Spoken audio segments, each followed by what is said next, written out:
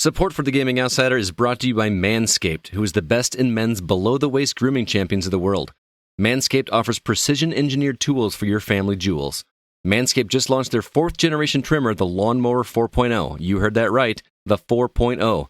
Join over 2 million men worldwide who trust Manscaped with this exclusive offer for you.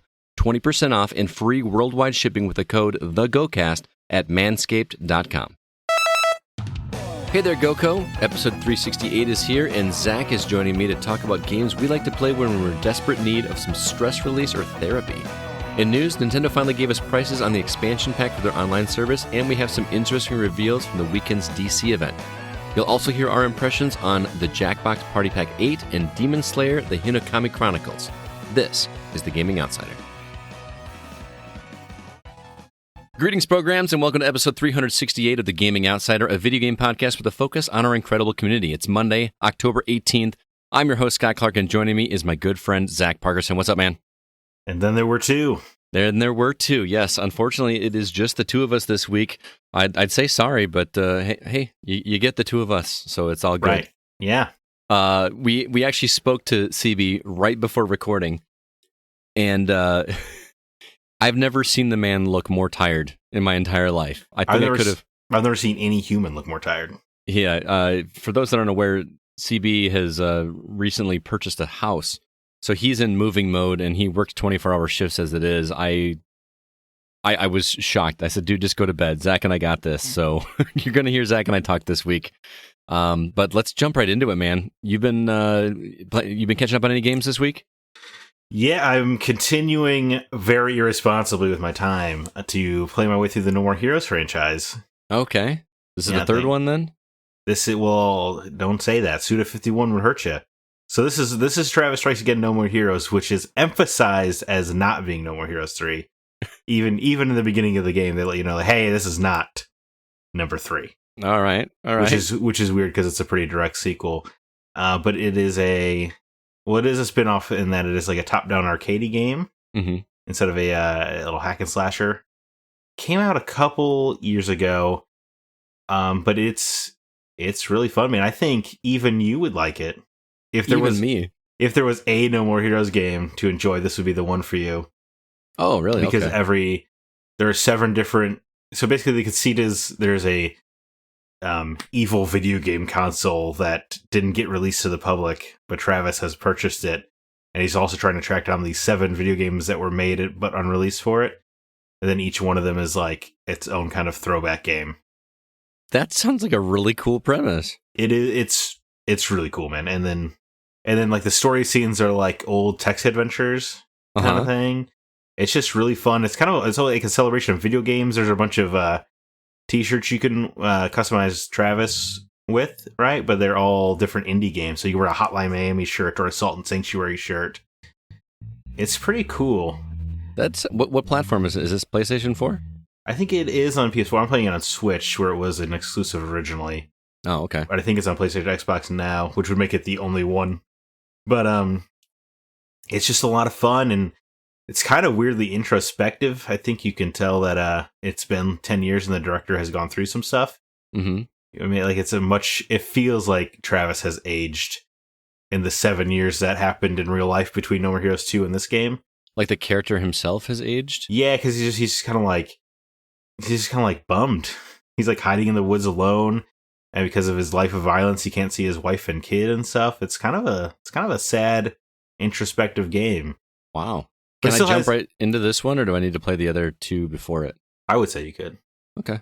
Yeah. It all you need to know is he was the best assassin in the world, and that kind of catches you up. Okay. Yeah, I don't know, man. It's a ton of fun, and one of the 7 games is just Shadows of the Damned. You just go to the Shadows of the Damned world. Really? And you team up with Garcia Hotspur. Okay, you've officially sold me on this game. Yeah, I thought that might be the case. Yep, I gotta play it. Garcia Hotspur. Yes. Is and that Johnson, in there? Of course. Yeah. Oh, well, not yet. No, I don't know. Interesting. I just started the world, and then I had to remember. I was like, oh yeah, I'm also playing 6 other games, so I'm really juggling a lot of stuff right now. Gotcha. Travis Strikes Again, No More Heroes. I will put it on my list. I think you would like it, man. For real. How long is it? It's supposed to be like 10 hours.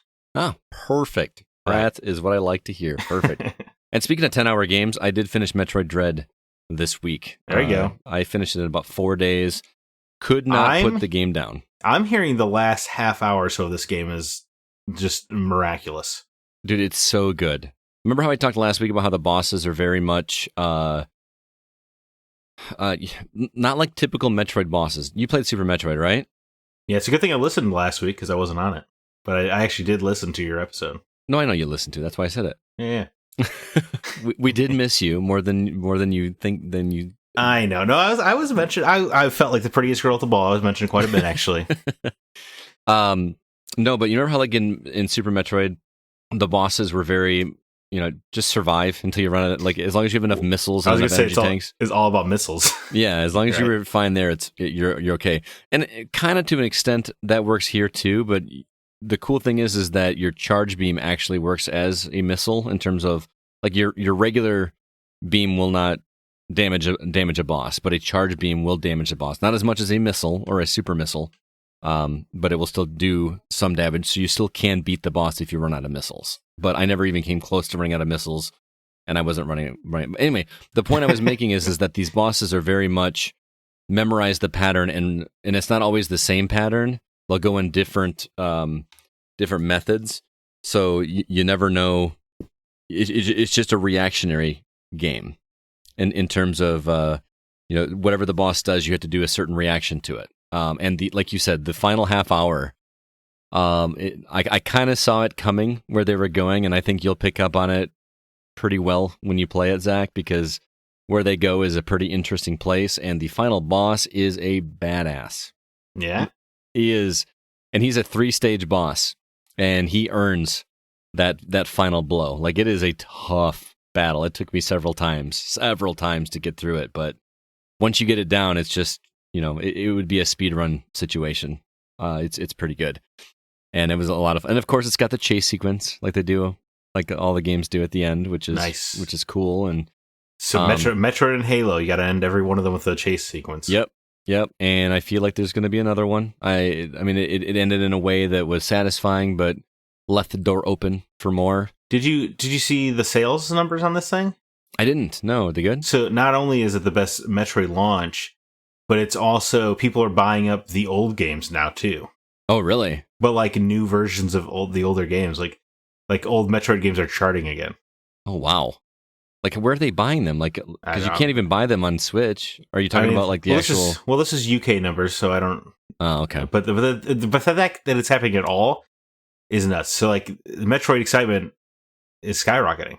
Finally. Like, I mean, the series has never sold well, and for some reason, they keep making them, which I'm not mad at. But it's the Marios and the Zeldas and the Kirbys and Animal Crossings that always do really well, and Metroid is just kind of like, hey, I'm here.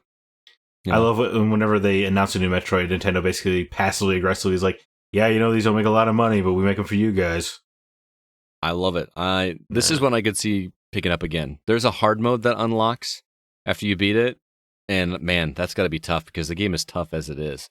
I do have to make a correction. I think I spoke in error last week because I misread something online. The game does not unlock Zero Mission when you beat it. It unlocks artwork for Zero Mission when you beat it. Huge distinction. Yeah, huge distinction. So I apologize for misrepresenting what is in this game, but still, definitely worth it. This is one of those games that people were complaining about paying $60 for, considering it's like a 9 or 10 hour game. I beat it in just over 9 hours. But only dummies online, right? Not real people. I don't even remember who specifically it was, but I assume. But I did not have a problem paying $60 for this game, because this is not one that we got a review copy of or anything. We had to, we purchased this one. Yeah, it's all about quality, man. And it really is, man. The controls feel amazing. It like, I feel like going back to Super Metroid even is going to feel clunky after how smooth this game feels. It's really solid. Even the little things like Samus has a deflect thing now where like you can stun an enemy by like timing it right if they attack you and a little flash comes. Like a parry? Yeah, there's a parry in Metroid. When has she ever had a parry? This is the first time. I'm pretty sure Other M, right? I don't know. I didn't make it very far. I need to go back and play. I'm fairly certain Other M had a parry, though I could be wrong. Man, we need to go back and play that game. There's so many Patreon episodes we need to do. We need like seriously make that happen. But yeah, Metroid Dread definitely worth playing through. And playing through multiple times because I wanted to go back and search for all the items, but I had to get the copy out to our listener who won the copy of the game via drawing. So I didn't have time to just scour everything like I wanted to. Dude, I was so into this game. You know me, I haven't been able to play as many games lately as I would like, which we'll talk about later in our From the Outside In topic. But this is a game where I brought my Switch to work with me, and I actually beat the game, rolled credits, as my students were walking into my classroom to start the day. That's how hardcore I was. That's awesome. Playing this game and how hard it was for me to put down. I was playing before school started. And elite level gamer over here. Yeah, right. But it was kind of cool. My students walked in, and I got the Switch sitting there rolling credits on Metroid Dread. That was pretty fun. So. Did you tell your students that you had finished it? Of course. I talk to them all the time about it. It's pretty cool. So you're riding high in the morning, like, Mr. Clark, why are you so excited? You're like, well, I just stopped the Metroid Menace for the final time. Yeah, right. Oh man, I can't wait for you to see this story. People are really talking up the ending, which I'm curious about. It goes places. That's what I'm hearing. I'm kind of curious. It almost goes to ridiculous levels of places, to where it's almost too far. But oh man, I gotta really play this game. You kind of do. I wish I had another copy I could send down to you to try out. But I think I'm busy enough with the 14 games coming out every week. Oh my god, it's just getting worse and worse. It's getting crazy. It's starting to get a little unbearable. It is, especially because time is so limited. Work is insane, dude. The only time I have to play, the reason I got to finish Metroid is because I had Monday off for Indigenous Peoples Day, and I just committed to doing nothing but playing. Nice save. Yeah, I did nothing but play Metroid all day long. That's the only reason I was able to finish it. I have not been able to play games during the week at all. I got conferences tomorrow after school, so I'm not going to get home until 8 o'clock. Oh, man. I want nothing else than to play Far Cry 6 right now, just because I barely scratched the surface on that game, and I want to keep going. And so hopefully I can get some time in. My wife's birthday is this weekend, so I'm going to be doing things with her. The weekend after that, she can wait. Yeah, you want to tell her that really quick?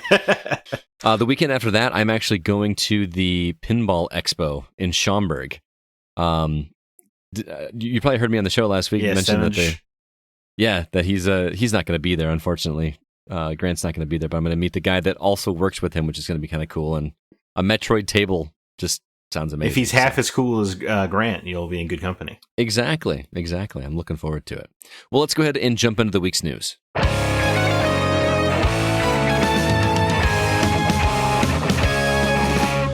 So this week we had the DC event. What's the actual official name of that? The ridiculously titled Fandome. Fandome. All right, so that took place this week, and there was a lot of DC announcements, not video game related, but the ones that we were interested in talking about here are the story trailer for Gotham Knights. It was called Court of Owls. So is it now officially official, or was it official before that Court of Owls was a thing? It was official in the last trailer. I mean, they showed off actual gameplay last year. Right, I remember that. It was gameplay of like the multiplayer component was shown. Anyway, right. we'll get into details in just a second. But there was that. There was the trailer for Suicide Squad: Kill the Justice League, a game called DC League of Super Pets: The Adventures of Ace and Crypto. I can't wait to hear your thoughts on that. And then a game called The Invincible. Is that a DC thing, or is that just another trailer? No, that one's... although there is a comic called Invincible, but no. Right. Yeah, this is... we have the one non-DC game. Oh, yeah, The Invincible was the one that's like a 60s era sci-fi thing that actually looks really cool. Oh, yeah, no, it does. You're right. It does look very cool. Yeah, but that comes to consoles in PC 2022. There are 3 games right here I have to play in 2022 already, so I'm a little busy. Yeah, exactly. Also in the news, Nintendo announced its pricing for its expansion pack membership for Nintendo Online. I'm sure we're going to talk about that. Something tells me it'll come up. It'll come up. Minecraft is coming to Game Pass for PC. Marvel's Avengers now selling XP boosters, which I think we're going to talk about that as well. And then lastly, Elden Ring has unfortunately been delayed. Zach, where do you want to start with all these stories? Let's take a quick dump on Marvel before we boost up DC. How about that? Okay. Similar to how I like to live my life. That's That's specifically for Thomas Beck's. I like Marvel just fine. Avengers is now selling XP boosters. Scott, this is important because they promised they would never do this. Mm-hmm. They said they would only ever charge for cosmetic upgrades. They would never do anything pay to win leaning. Right. That was a lie. If you might remember, about a month or two ago, we talked about on the show how they slowed down XP gains in the game. Right. Which was very apparent when I played the War for Wakanda expansion.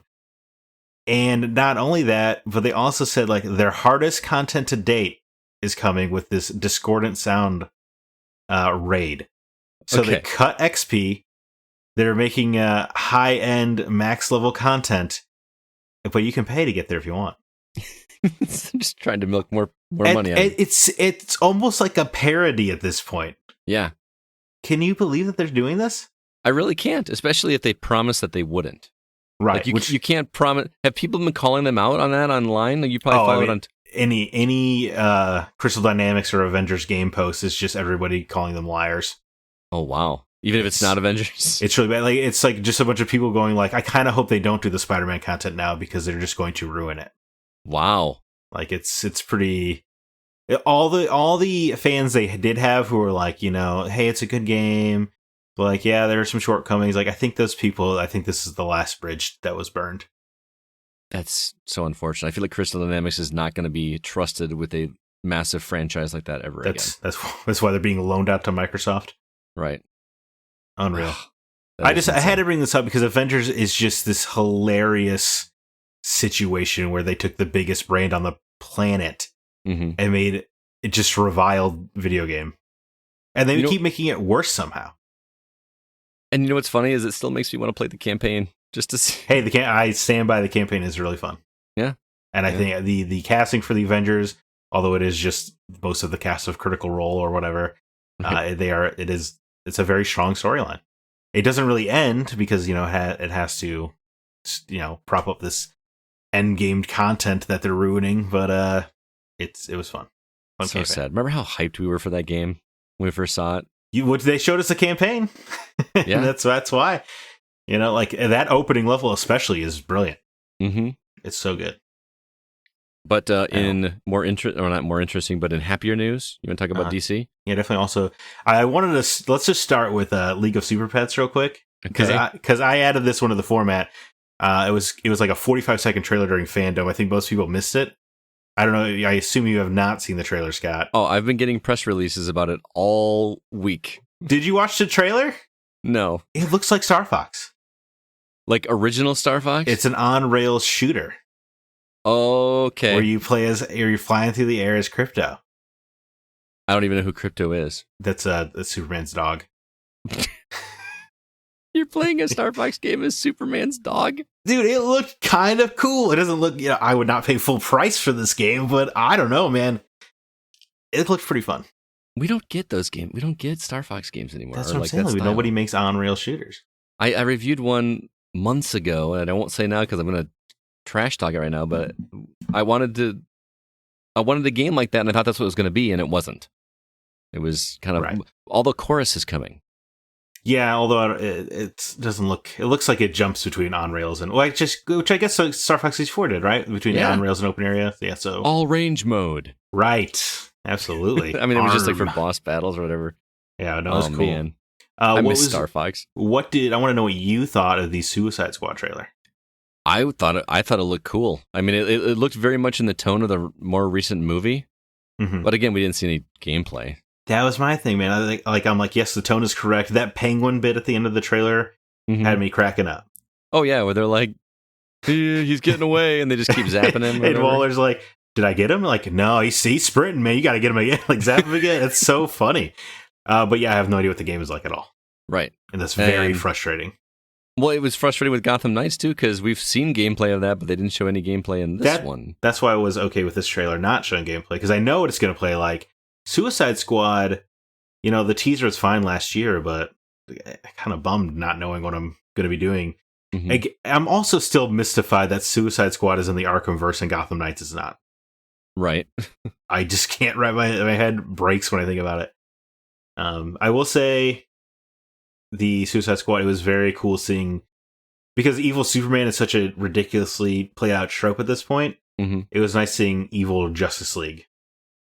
Yeah. You know what I mean? Like Flash being a punk and Jon Stewart using his Gatling gun constructs, which is about the only DC, or it's about the only Green Lantern thing we saw at Fandom was Jon Stewart walking down construct stairs in the Suicide Squad trailer. Yeah, I was going to ask you, did you like? I saw that and I immediately thought of you when I saw Green Lantern. I mean, that's what I want.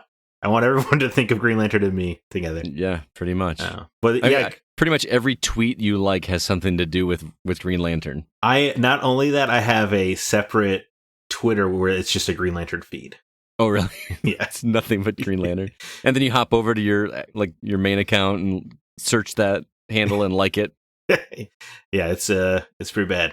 Green Lantern's I bleed green. But circling over to the Gotham Knights trailer, what did you think of that? I have no idea what's going on. I'm intrigued, but I don't have a clue. Other than there's the secret society of people that are always watching, and they're bad for some reason. Absolutely. And I feel like I'm kind of dominating the conversation, so I hope I'm not. No, not at all. Talking all over you. But I also showed it to some other people who said that, and they were all also mystified. So I think it might have been a bad trailer. But if you know what the Court of Owls is, it's a cool trailer. If Court of Owls is my favorite Batman story, it is this idea that the Court of Owls are like the Gotham City's Illuminati, right? Mm-hmm. And that they kind of pull all the strings and like they put people in power of Gotham and all this stuff.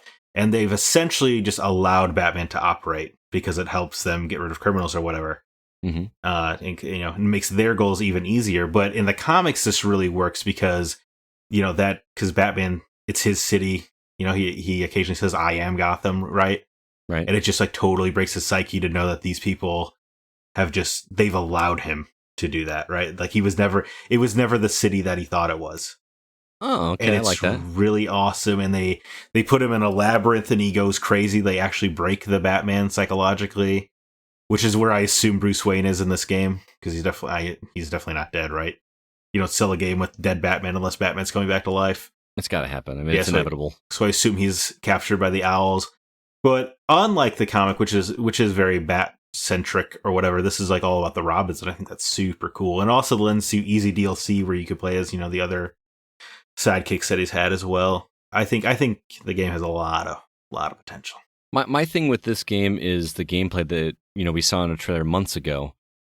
It looked a lot more hack and slash instead of what we knew from the Arkham games. The rhythm. A lot less rhythmic than the Arkham games for sure. Which is a bummer. And stalking, like that was what I loved about Batman, was stalking villains and hanging them from gargoyles and swooping in and trying not to get seen. That's not here, right? They've said in interviews that it is there. Okay. So let's hope it is. I'll be cautiously optimistic. This is from the developers of Arkham Origins, which was a tremendous game. So fingers crossed. Okay. So there you have it. Those are the new. Oh, can we talk about the Invincible trailer? Did you watch the trailer for this one? First person horror game throwback thing. I mean, it was more of a cinematic trailer. We didn't see like real gameplay, but the fact that it's like 60s era sci-fi, like the guy that like captures you or whatever is holding like a ray gun and has one of those like silver bubbles on his head with an antenna on the top. I don't know. Right. No, it takes the like pulpy Fallout sci-fi and just makes it creepy as hell. Yeah. I'm all about this game. I can't wait to see more from that. It looks like you go to the bookstore, you could buy one of those like sci-fi books for 10 cents. Yeah. You know what I mean? Like it has like the numbers, like Space Adventure number 36. Looks like one of I think it looks very cool. And you expect one of those voices that's like, meanwhile. Over in Gotham. Yeah. Casey Kasem, by the way. Did you know that? It was Casey Kasem that did that? I'm the Super Friends? Oh, really? Yeah. I did not. Fun fact. Yeah. Also the voice of Scooby-Doo. I did know that. Yeah. That guy was a legend. Anyway, let's go ahead and talk about the elephant in the room. All right. I think you and I have been eagerly anticipating this conversation because I know we have differing opinions on it, but Nintendo finally gave us the pricing for their expansion pack membership for Nintendo Online, which launches, next week? Or I guess, it's next week already that this will be available. Keep in mind, the old membership still exists, but the new single membership will jump from $20 a month, $20 a year to $50 a year. You can get a family membership, which includes up to 8 members, which we're going to be taking advantage of, right? There's there's 10 of us on the team, so well, that's not good for 2 people then. Yeah, we'll just draw straws. But anyway, you get a family membership for up to 8 members for $80 per year. There's also monthly and tri-monthly memberships available as well. The retro games that are included in the expansion pack, in addition to the Nintendo and Super Nintendo games, we'll start with N64. Pretty heavy hitters here: Super Mario 64, Mario Kart 64, Star Fox 64, Yoshi's Story, The Legend of Zelda: Ocarina of Time, Win Back: Covert Operations, Mario Tennis. What a weird one. Yeah. Dr. Mario 64 and Sin and Punishment. And then you're going to get some Genesis and Mega Drive games as well, including Castlevania Bloodlines, Contra Hardcore, Dr. Robotnik's Mean Bean Machine. It's also called Puyo Puyo in Japan. Echo the Dolphin, Golden Axe, Gunstar Heroes, Musha, which CB told me is an incredibly hard game to get a physical copy of. It's like an $800 game. Phantasy Star 4, Rystar, Shining Force, Shinobi 3, Sonic the Hedgehog 2, Streets of Rage 2, and Strider. There's also more games coming later for N64, including Banjo-Kazooie, Pokemon Snap, The Legend of Zelda: Majora's Mask, and Paper Mario. Also included, if you're an Animal Crossing fan, you get the New Horizons DLC included, which normally will cost $24.99. And then, like I mentioned, a standard membership will still be $19.99 if you do not want to go to the expansion pass route. So, Zach, your thoughts? First up, just quick correction: you cannot get monthly or tri-monthly for the expansion pack. Oh, you can't? You can still. What you probably mistake is that they're still offering the monthly and 3-month package for the regular Switch Online, but expansion pack is exclusively the $50 a year. No, I don't like that. Okay. And I also, second side note, I'm pretty sure this Animal Crossing DLC was just to try to soften the blow.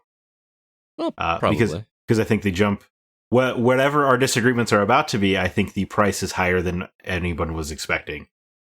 And I would agree with that. I feel like the Animal Crossing DLC is almost to distract from that. I that's fair. Yeah, I agree. But I guess to the actual membership, I'm a lot less hot than when I originally texted you. Okay. I will say that because you were fried when you messaged me. I was livid. And I do stand by, so I texted Scott in the moment, definitely heated that only Nintendo could get away with this if any other company tried. And I do stand by that. I think if PlayStation came out and they did a over 100% price hike of PlayStation Plus for PS1 games, people would lose their absolute minds. Well, yes, but also keep in mind that Nintendo's original price is still seriously cheap. Yes, but their online service is seriously garbage. Right. I mean, there's no chat feature built in, but we all use Discord anyway. Like, I can't remember the last time I used Xbox Live Chat. I think we always just hop into. No, actually we did when we played Aliens, didn't we? Yeah, I mean, yeah. Oh, and you're the only person I use Discord with. Oh, really? Yeah. Oh, okay. Well, shut my mouth. You're right. Everything is going over to Discord. You're absolutely right. Yeah. But so why bother catching up at this point? I suppose. I mean, Nintendo's also they've never had to catch up online. People just kind of put up with whatever they want to do. But they could have easily charged $40 for that Nintendo Online membership. And nobody would have, if they had launched with that price at $20 cheaper. For what? What do you get? You still can play games online. We played Killer Queen Black online. You had to have the online membership to do that. But you would pay you would pay $40 a year to do that, though? No. I mean, but I'm also not a Mario Kart 8 guy. I'm also not, any other games that you can play online. Right. That's why I don't have the membership. The reason I had the online membership was to have the nostalgia of being able to play some of those games on my Switch instead of having to dig out the consoles or, Now I will, I will say I am less hot because while I think the idea of you get 4 generation old games for $30 extra a month is a bit silly. When you think about how effed the retro market is right now, this is probably very helpful. That's what I'm saying, and that's another good point, because if you want to actually play these games legitimately, and I don't mean that in the non-pirated sense, you know what I mean? Like, if you wanted to play them on the actual console, these games are like $50-$60 a piece. You know what I mean? So to pay an extra $30 a year. What I can't even do the math in my head. $50. That's like less than $5 a month. Yeah, I mean, to $50 straight up would get you Ocarina of Time on a cartridge anyway. Right. So I get it from that angle, and I hadn't considered it that way because I'm still remembering pre-pandemic prices where you could get Ocarina of Time for like $12. Yep. But that's just not the world anymore. Yeah. So much has changed. It's kind of gross, really, out there. Plus, you're gonna be able. Yeah, tell me about it. As a guy that's now 63 games away from completing an NES collection, it's hard. I'm looking right now. Side note: I'm looking at a copy of the most expensive game on NES right now. And I don't have the cash, so I literally asked the guy if he does layaway, and he's like, "Yeah, I'll take payments." Oh, that's kind of nice of him. So, like, I'm considering it, but I'm afraid to tell you what that game costs because you could tell me off mic. Yeah, maybe you don't want to out yourself here. Maybe that would probably be a bad idea. Oh boy. Yeah.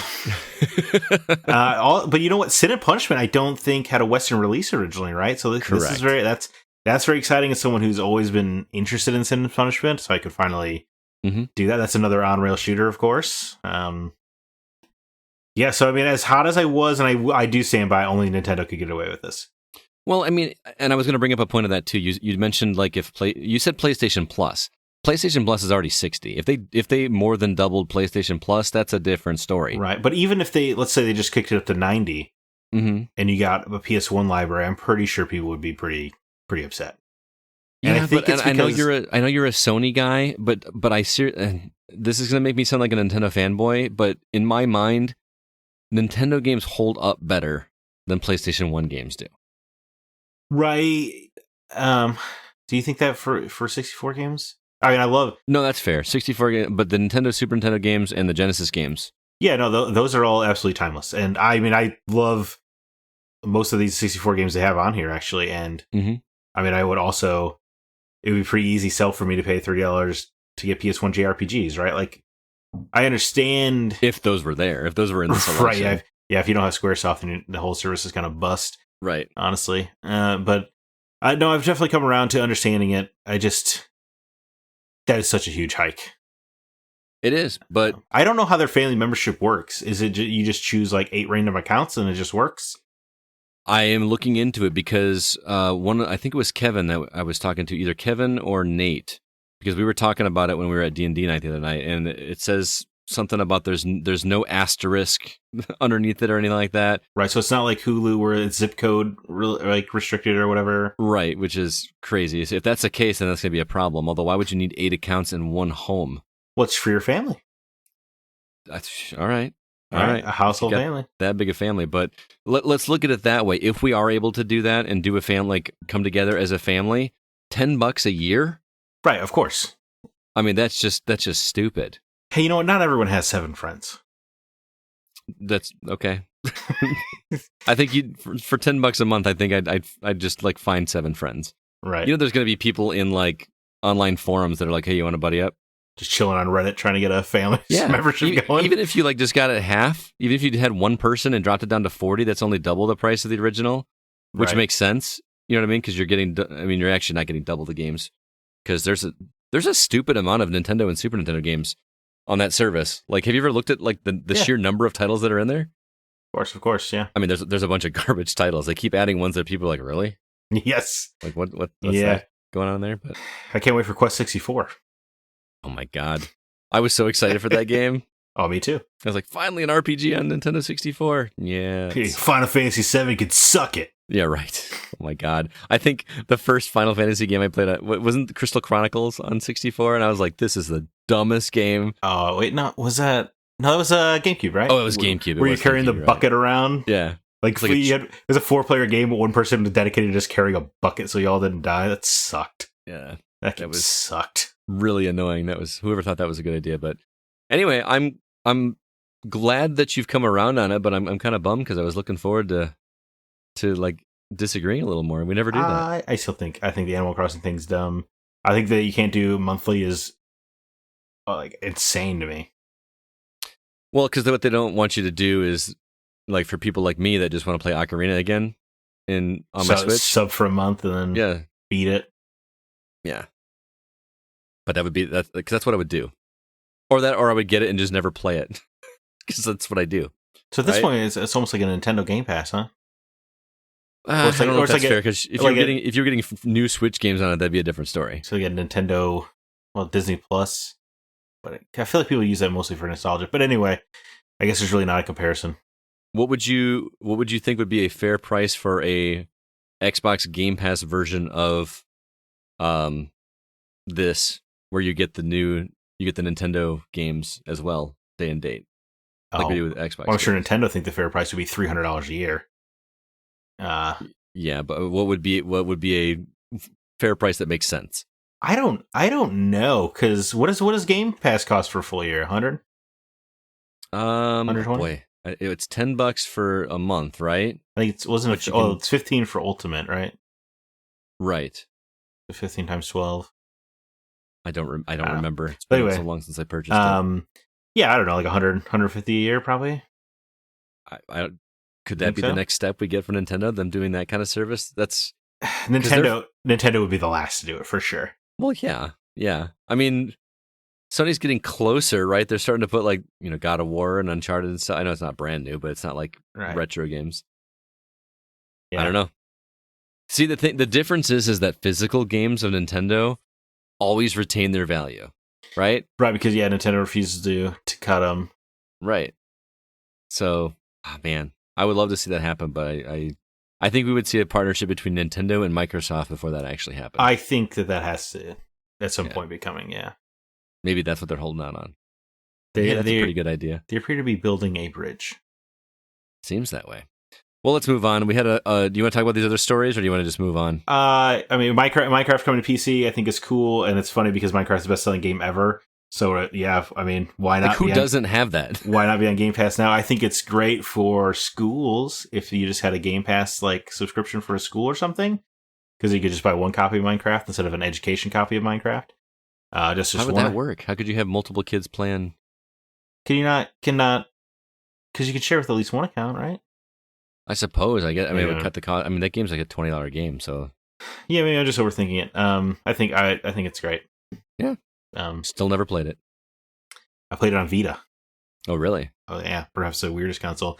And then Elden Ring, I think it's just funny that it got delayed to February 25th. So if I were Saints Row, I would run away. It also puts it 1 week after Horizon Forbidden West and 3 days after Destiny's huge expansion. I think if I were Destiny, I would probably also delay. Yeah. Because I think there is kind of a crossover there between hardcore, because Destiny is so hardcore raid centric. Sure. I feel like there is the elite gamers that would probably have a crossover. But I do want to say they're doing a closed network test for Elden Ring. They announced November 12th to the 14th. We have to register before November 1st to be considered. So if you want to play Elden Ring early, check that out. All right.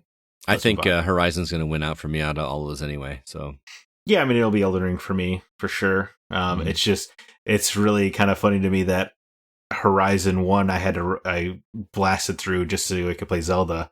Mm-hmm. And now I'm like, oh man, I guess I got to blast through Horizon 2 just so I get to Elden Ring. Horizon do that in a week. Horizon franchise not looking good for me.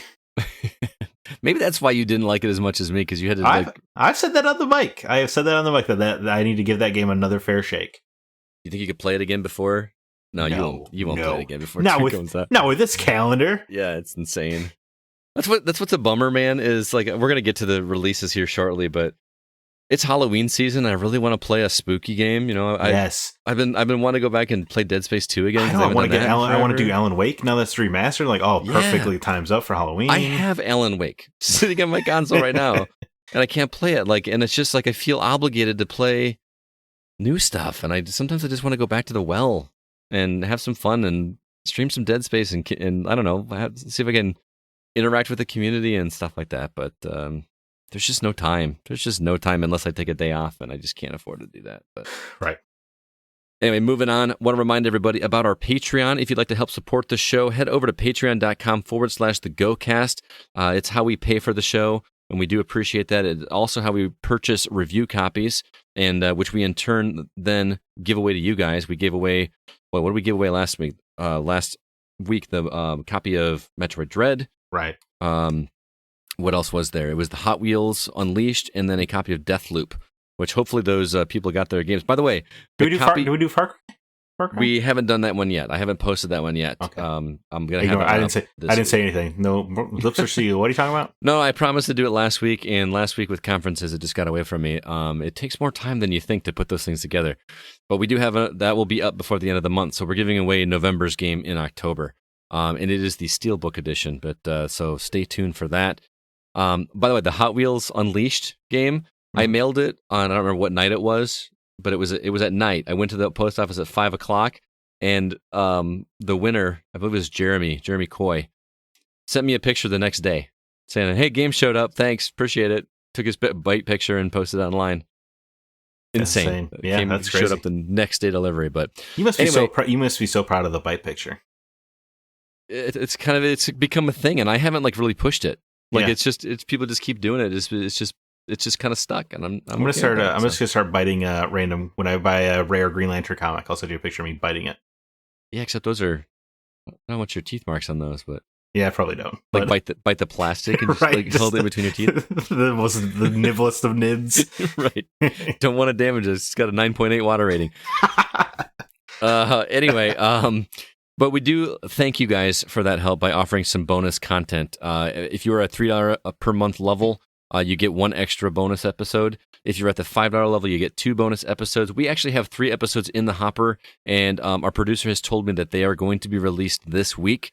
That's going to be the Retro Outsider episode of Indiana Jones, our fraud with the video games collectors market with CB. That's actually a fascinating episode. And then, yes, to my chagrin, my first Pokemon game that our listeners, by the way, when we were playing online this past weekend, gave me crap for never finishing a Pokemon game. So that's awesome. Don't worry, I jumped in and gave you crap for not beating all of Zelda's. That's okay, yeah. There's one Zelda that I haven't... No, actually, there's 3 Zeldas I haven't finished. Is one of them Triforce Heroes? 4 Zeldas I've not finished. Triforce Heroes sucks. I tried, dude. It was just not... That's not a good game. Also, Zach, you and I are talking about doing a legacy episode on the Metroid series, with Metroid Dread coming out. We're going to kind of go back to the well and just go through that. That franchise is a lot bigger than people think. You got Metroid, Metroid 2, Super Metroid, 3 Metroid Prime games. Right. I would probably section off the Prime for its own episode. That would be my idea. You think so? You think there's enough to talk about just those? Well, I think eventually I'm going to have to break the seal on them. Oh, you have not played? Right. Oh. Well, that's going to be even more fun, because I would like to go back and play those, except for most of 2. 2 is a little long in the tooth, but... we need a Switch for it with the motion control aiming. Oh, my... Oof. Oh, dude. Chef's kiss, man. Dude, playing Metroid Prime 3 with the Wii remote was a dream. That game was okay. It wasn't as good as the first one, but actually playing the series that you knew and be able to lock on and just point wherever you wanted to with the Wii remote, that was the best game to play with the Wii remote, in my opinion. Although I didn't play Resident Evil 4, so I can't speak to that. But yeah, we're going to do that episode for sure. I think we're also going to do a Super Mario Brothers episode. Not the games, but we're going to actually sit down and watch the movie with Bob Hoskins and John Leguizamo and Dennis Hopper? Dennis Hopper, thank you. Bowser himself? Bowser, yeah. We're gonna watch that and then have our own little episode on that. So stay tuned for that. We got a bunch of good things in the works for sure. Again, if rules. I remember liking it as a kid. I remember thinking it was ridiculous, and a lot of people apparently, because when the movie got announced, the one with Chris Pratt, who by the way is using his normal voice, he's not making a Mario voice. That is what the word is, right? I don't like that. I hope it doesn't match up in my head, but we'll have to see how that goes. I can't wait for it to be Chris Pratt accidentally gets teleported into the game and has to just be Mario. Oh, don't be that. Please Wouldn't don't be that. Wouldn't that be the worst movie? That would be weird. I'd rather go back and watch this one that we're talking about. But anyway, what's funny is ever since that got announced, sales for the original movie on Amazon and stuff has just skyrocketed. People are just buying it up. You can watch it for free on YouTube. The entire thing. Yeah. So we're going to have to do that. But anyway, I can't. Do you know the behind the scenes on that movie? A little bit. Apparently, Bob Hoskins was drunk the entire time. Right, and the directors and writers were married but divorcing whilst filming it. Oh, that's a recipe for disaster. We gotta fill you in on the episode. Anyway. Yeah, we'll talk about that for sure. But if that or any of the other episodes that we talked about sound interesting, head over to patreon.com/thegocast. We do appreciate the support and hope you will consider doing so. Let's go ahead now and jump into the newer games that we've been playing.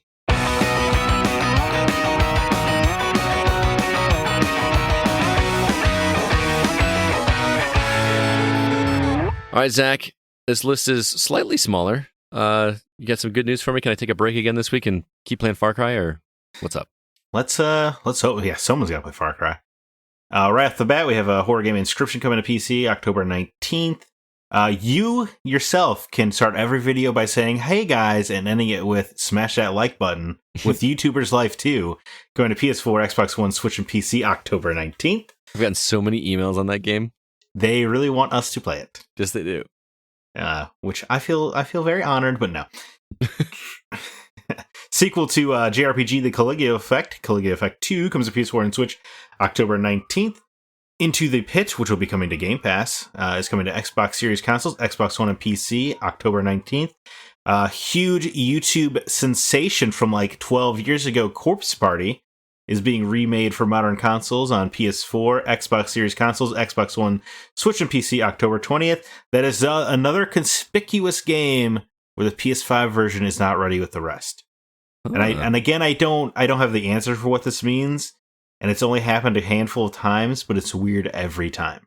Yep, I agree. When you just delay one version of it. Mm-hmm. And it's a sprite game, that originally came out on PSP. It cannot be that complicated. You'd think, but I'm not a developer. I don't know how hard that is. Spectacular Sparky comes to Switch and PC October 20th. Little builder game Townscaper coming to iOS and Android October 20th. Echo Generation, which I can't remember even putting on this format, so that's not great. Coming to Xbox Series consoles, Xbox One and PC October 21st. Grim Dark Fantasy turn-based combat game Disciples Liberation coming to PS5, PS4, Xbox Series consoles, Xbox One and PC October 21st. I believe this is a Kevin Honigford favorite. Skull the Hero Slayer, I apologize. Makes its console debut across PS4, Xbox One, Switch October 21st. Toy Soldiers HD, not Army Men HD, which is what I originally thought it was. Mm-hmm. And then I clicked it and I was very disappointed. Yeah, Toy Soldiers is like the same concept, but they're more serious. Yeah, it's like tower defense, right? It's not as goofy. I think it was like a tower defense / multiplayer shooter on 360. Yep. Anyway, this is the HD version of that. Coming to PS4, Xbox One, Switch, and PC October 21st. Summer of Arcade game, I believe. Wasn't that one that was? I think it was, yeah. And then they did that Cold War sequel as well. Yep. Man, I miss Summer of Arcade. That was always so much fun. Like, which one's coming out this week? Now we got Game Pass, which is probably better. But what? Also, I mean, every week is a Summer of Arcade now. Yeah, pretty much. Right? Can you remember, like, Summer of Arcade, like, there were 5 games, and you're like, holy crap. Yep. Yeah, now it's 5 games a day. But if you, like, bought all of them, couldn't you, like, buy all of them for, like, $25 or something? Oh, you're right. They give you, like, a rebate at the end, right? Yeah. Yeah. Yeah. It's like an incentive to buy the whole package instead of just the one you wanted. I think Limbo was one of them one time. Yeah, there was a one I played that was like a Metroid-esque game, but you played as this little tiny robot that flew around and had tentacle arms. I can't remember what that game was called. That was very early on. You remember the Maw? Maw! Easy great achievements. Game. That was. I think there was a Trials game in there at some point. Yeah, I hope Trials. I think the first one, Trials HD. Trials HD. Which is funny that games are still naming themselves HD back then, and here we have Toy Soldiers HD again. Right. That's funny. Oh, was it Limbo? I don't think it was Limbo. I think it was Braid. Braid was there too. I think Limbo was a different year though. I thought Limbo was way later, but I could be totally wrong. No, I think it was a few years later, but I think it was Summer of Arcade was still a promotion though. Okay, all right. I'm pretty sure. I mean, I could be dead wrong. Someone will fact check us. Right. Email us feedback at thegamingoutsiders.com. If anybody's listening through all these tangents anyway. Yeah, right. Tandem of Tale of Shadows comes to PS4, Xbox One, Switch, and PC October 21st. It's like a top-down, creepy little puzzler game, perfect for the Halloween season. And speaking of Halloween games, we have the next entry in the Dark Pictures anthology with House of Ashes coming to PS5, PS4, Xbox Series consoles, Xbox One, and PC October 21st. I think because each one of these seems to have a big star attached. I think Hayden Panettiere is attached this time, maybe? Oh, really? Again, she was in the. I know she was in. She was in Until Dawn, right? Yeah. Yeah, I could be making that up entirely. However, what is calling to you? Far Cry 6? Well, yeah, Far Cry 6 for sure. However, I feel obligated to play Skull the Hero Slayer. Back when that released on PC, I was encouraged by Kevin to pick this up. He said, Scott, this is a game for you. And he's never been a fan of roguelikes, but he loved this game. Absolutely loved it. And so I bought it, and I could not for the life of me get a controller to work on my Mac. Obviously, Macs are not designed for gaming in mind, and I was not the only one that had a problem. I looked up online, and so many people could get past the starting menu, and that's it, and I just could not do it. And that game is impossible to play with arrow keys and all that, so I didn't even bother. So I am really looking forward to playing that one because it seems right up my alley. I said it. I'm not supposed to say that. It seems like a game made for me, and I'm really excited to see it, especially after how highly Kevin talked about it. So I'm going to pick that one up on Xbox for sure. What about you? Well, I will quickly issue a correction. It's Ashley Tisdale is in House of Ashes, who doesn't even look similar, and yet somehow I got confused. That makes more sense. Yes. I think, honestly, of the games coming out, Corpse Party catches my interest just because I remember playing on a PSP because all the YouTubers, before YouTube was a big thing, all these YouTubers were playing through Corpse Party. It was kind of a weird viral moment of my younger life. I have never even heard of that game. That's a new one on me. Yeah. It was like a viral YouTube sensation before there were viral YouTube sensations. It was like that and this game Mad Father, which is another sprite horror game. But anyway, for me, I think I'm actually really interested in House of Ashes. Oh yeah, and Did you play the last one? I haven't really messed around with the Dark Pictures. I know I played the first one just because I have a weird love for Sean Ashmore, but I skipped Little Hope, and there's something about like an Iraq horror story, like during the Iraq War. It's like that's such a unique hook to me, and honestly, like somehow feels controversial. Yeah, well, I think a lot of it is because it feels recent for us too. Like we weren't around for Vietnam and World War II and Korea and all that. You know what I mean? So right, yeah, and there's just something daring about it that I appreciate. So I think I really do want to check out House of Ashes. I'm not going to probably play any of these because they're two very big games coming out the week after that I want to play. Mm-hmm. So I gotta save my room, as it were. I gotta get some room. Right. Although, you know what, Aaron Pearson of our sister podcast Hollywood Outsider, if you're listening, we played through Man of Medan together. So if you want to do House of Ashes together, you give me a call. I'm sure he would love to do that. And it's the right season to do it. Yeah, right season, and it's pretty much just a movie anyway. And those games aren't super long, right? Like 8 to 10 hours? I think we played. No, Man of Medan was like 3 or 4 hours. Was it? I think we played it in one sitting. Oh wow! Okay. Yeah. I didn't realize it was that short. Did you just were you terrible at it? And no, although that game did co-op so effectively. Oh, did it? Yeah, it's actually incredibly clever. All right, I like it. Well, let's go ahead and move on to the games we've actually been playing, and we actually both played this one, buddy.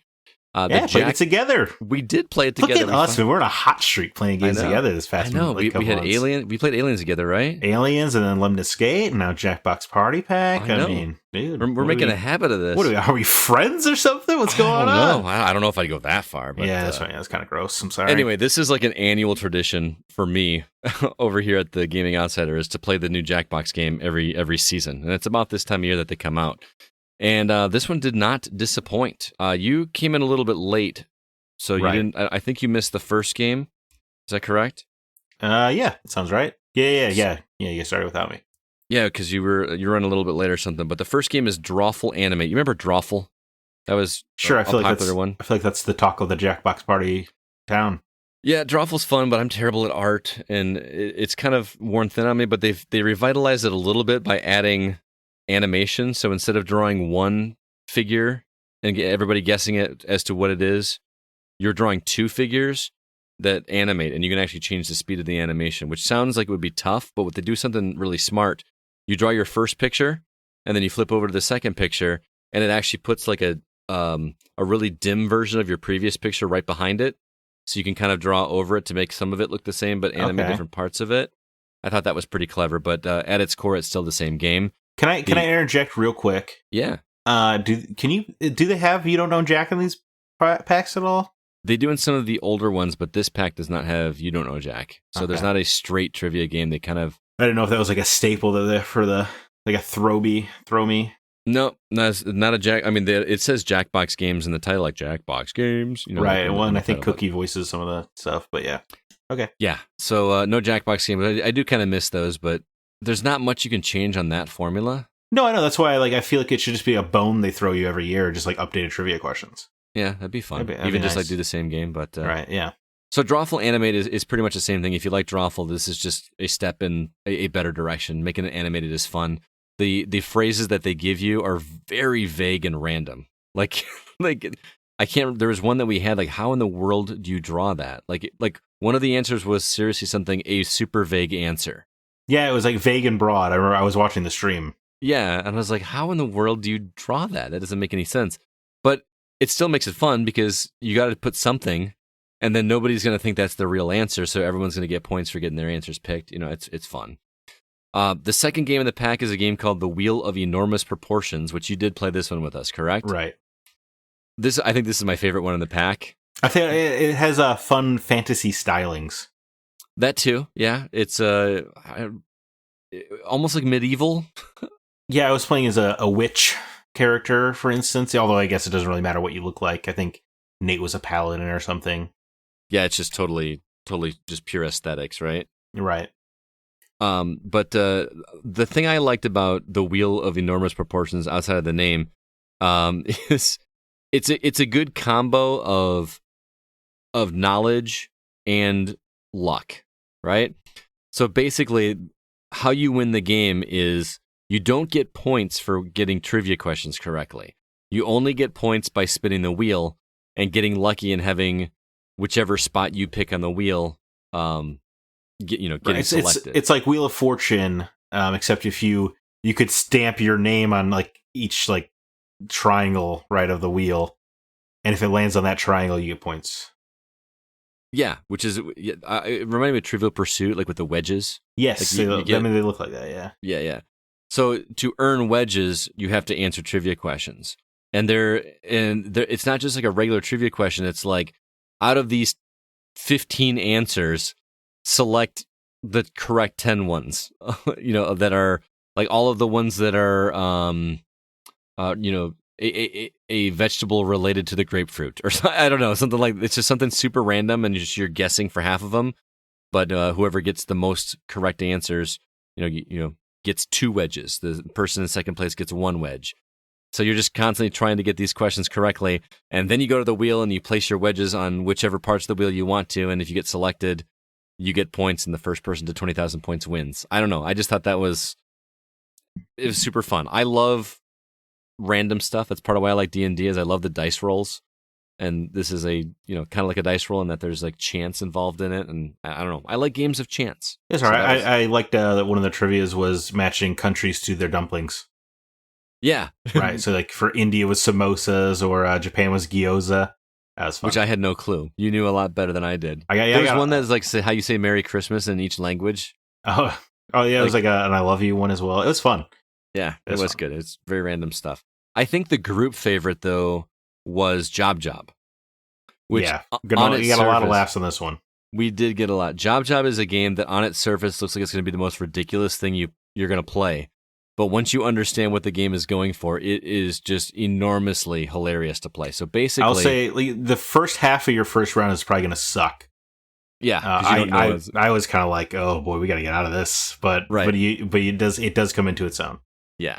So basically, what you do is you answer random questions, and the game encourages you to be as descriptive as possible and use as many words as possible. You find out why once the first round starts, because what the game does is everyone answers these resume questions, and they all get thrown into a shredder, and the person, instead of like piecing them back together correctly, just pieced them all together kind of like ransom note style. So you have to answer a random question by picking from a list of words that the computer just randomly selected to you. And it's all about making the most hilarious answer that you can get that people will vote on. which is so clever. I don't know how they keep coming up with clever ways to do these party games. Like there's always something fresh, right? Right. Yeah. No, I mean, yeah, and it is fun because they don't give you just words; it's the complete sentences that other people had, but commas and periods included. Right, and they pair them with other people's sentences, so it's just a jumbled nonsense that you receive. But it is fun because you can kind of be like, "Oh, I bet Scott wrote that." Yeah, right. It's fun in that way, and it's fun to kind of piece together a sentence that makes sense. And I was super anal, like I refused to not start a sentence with a capital letter or not end it with a period and stuff. So that made it more difficult for me. But right. I think the favorite one I did was I had enough words for the question of like what's like the most awkward thing you could do to a coworker, and it was like, "Mom makes out with your dad," or "My mom makes out with your dad," or something like that. Right. It was really funny, but it was cool that I could like piece that together from just what they had given me, Right, and it always works. There's always a possibility of making a sentence, and it gives you a button you could press to shuffle the words around, so you could try to build a sentence a little bit, different. It's good. That was fun. I had one where I had the word probably. Do you remember that one? It was something period probably. I can't remember. Oh yeah. I think it was inappropriate to say on this show, but it was like something like I definitely won't sleep with Dave. Probably. It was good, but it was a good time. So yeah, that was definitely a fan favorite amongst the group. Let's see what else. The Pole Mine. This was where you basically this one was really good once we figured it out. Did you stick around for this one? I don't remember. I don't. Did you describe it? I don't think I did. So you basically answer a poll question. You pick your top 3 of whatever answer it is. Like, which of these is the best name for a parking spot in space? And they just give you random names, and everybody votes on them.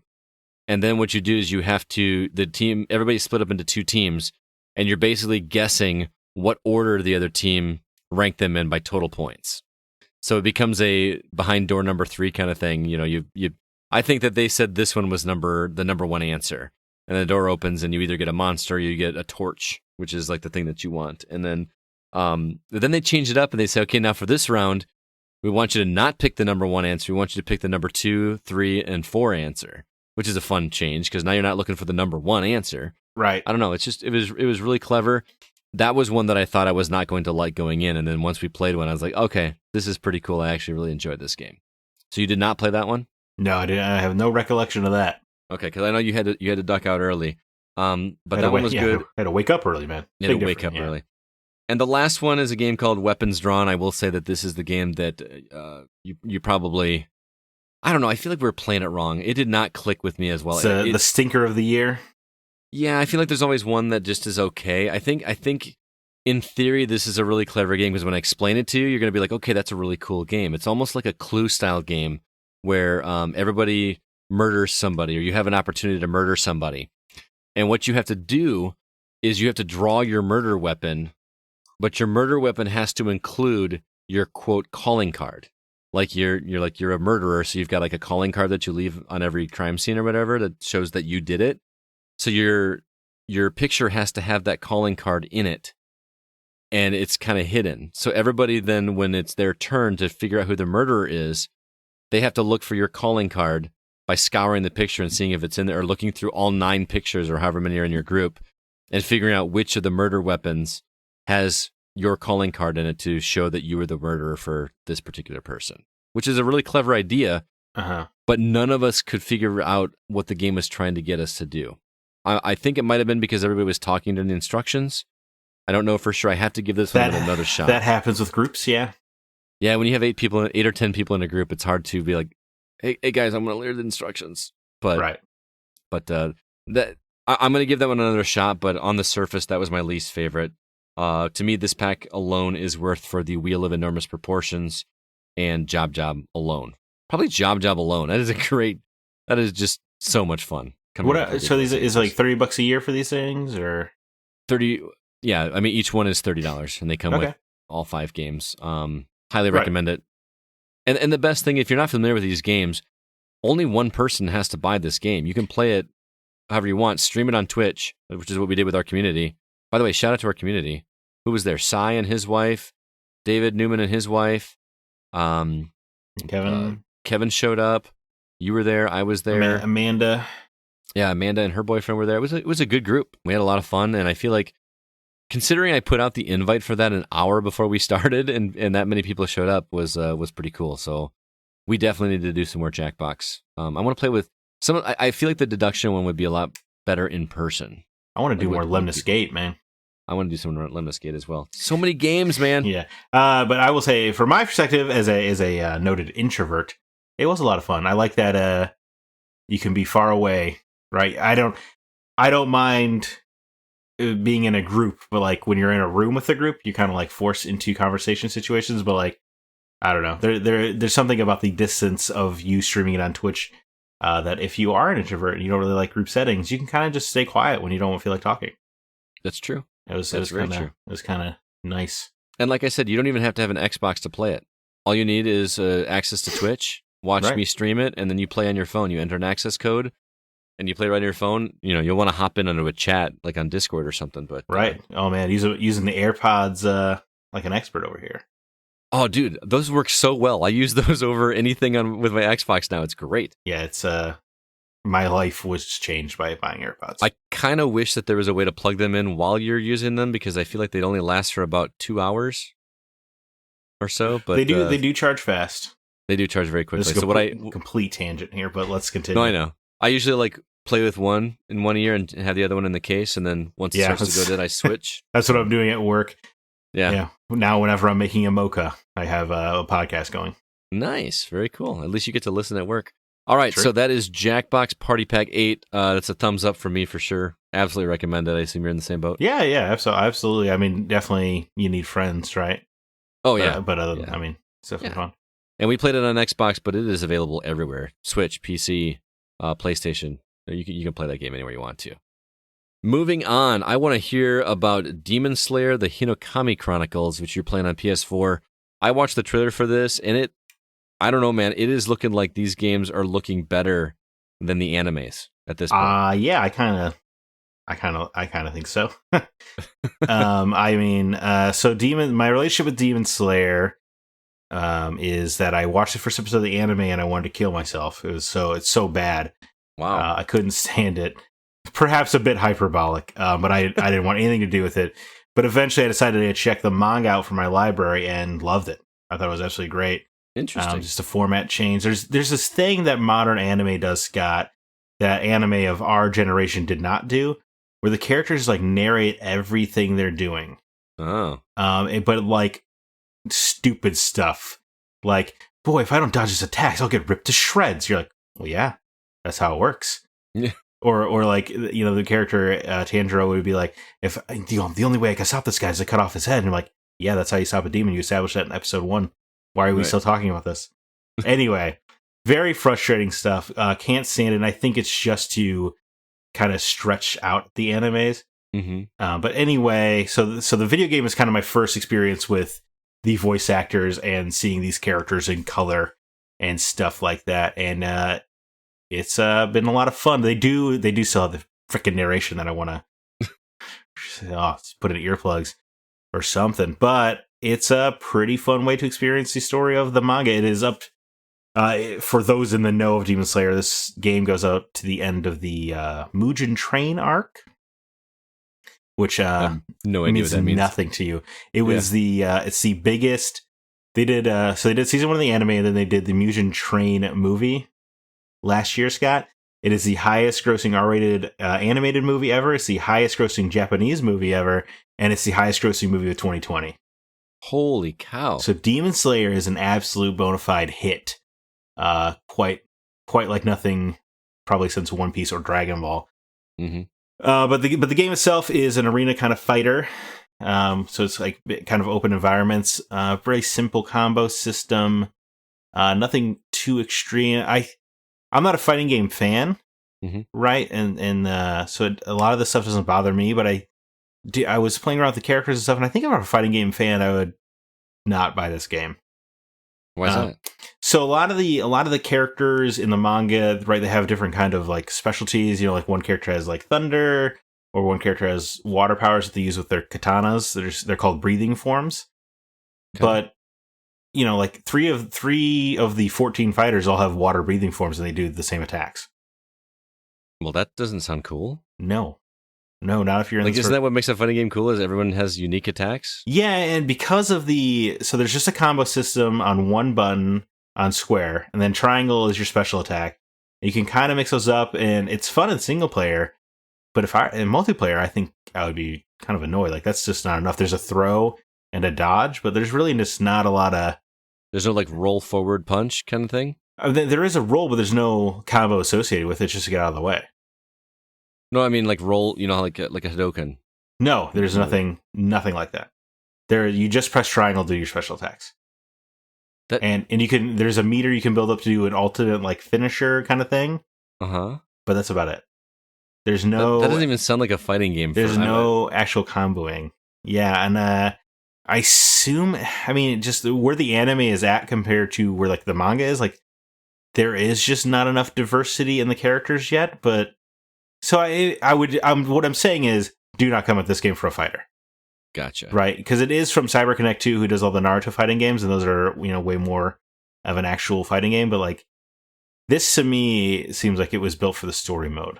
Gotcha. So this is for fans of the manga or the anime. Right, and if you just want a new way to experience the story. For me, It was fun because I find the anime so insufferable that it was kind of a nice way to have voices and such for these characters. So do they go through the story? Is there enough story here? They seem to like cover every minute of the manga. It's a very faithful adaptation, which I really appreciate. Mm-hmm. And you're playing through all the major moments of Tanjiro Kamado's life, who's the main character. The hook is he's trying to protect his sister got turned into a demon, which you could think of as like she's a vampire because like she can't go in the sun and she has to have human blood to live, etc. Okay. But he's trying to protect her at any cost. I think you just love games where the main character is taking care of a little sister. Apparently, yeah. Apparently, all I ever wanted to do was my little sister to be on death's door so I could protect her. Shout out to my sister. But there is something about that hook, I guess, right? Apparently, yeah. Who knows? Psychological. But. You go through, he joins as a Demon Slayer core and stuff in the manga, and you go through all of that here in the game, and it's very kind of linear, which is nice. You and I like the linear games because there are not enough of them. Mm-hmm. There are 8 chapters, and they're each like 45 minutes to an hour, so it's going to be like a nice 6 to 8 hour game, which I'm loving. Yes. But it's super cool to like, he goes in a forest early on in the manga, and like I can explore that forest a little bit. And check it around, and there's like a couple of side things to do or whatever.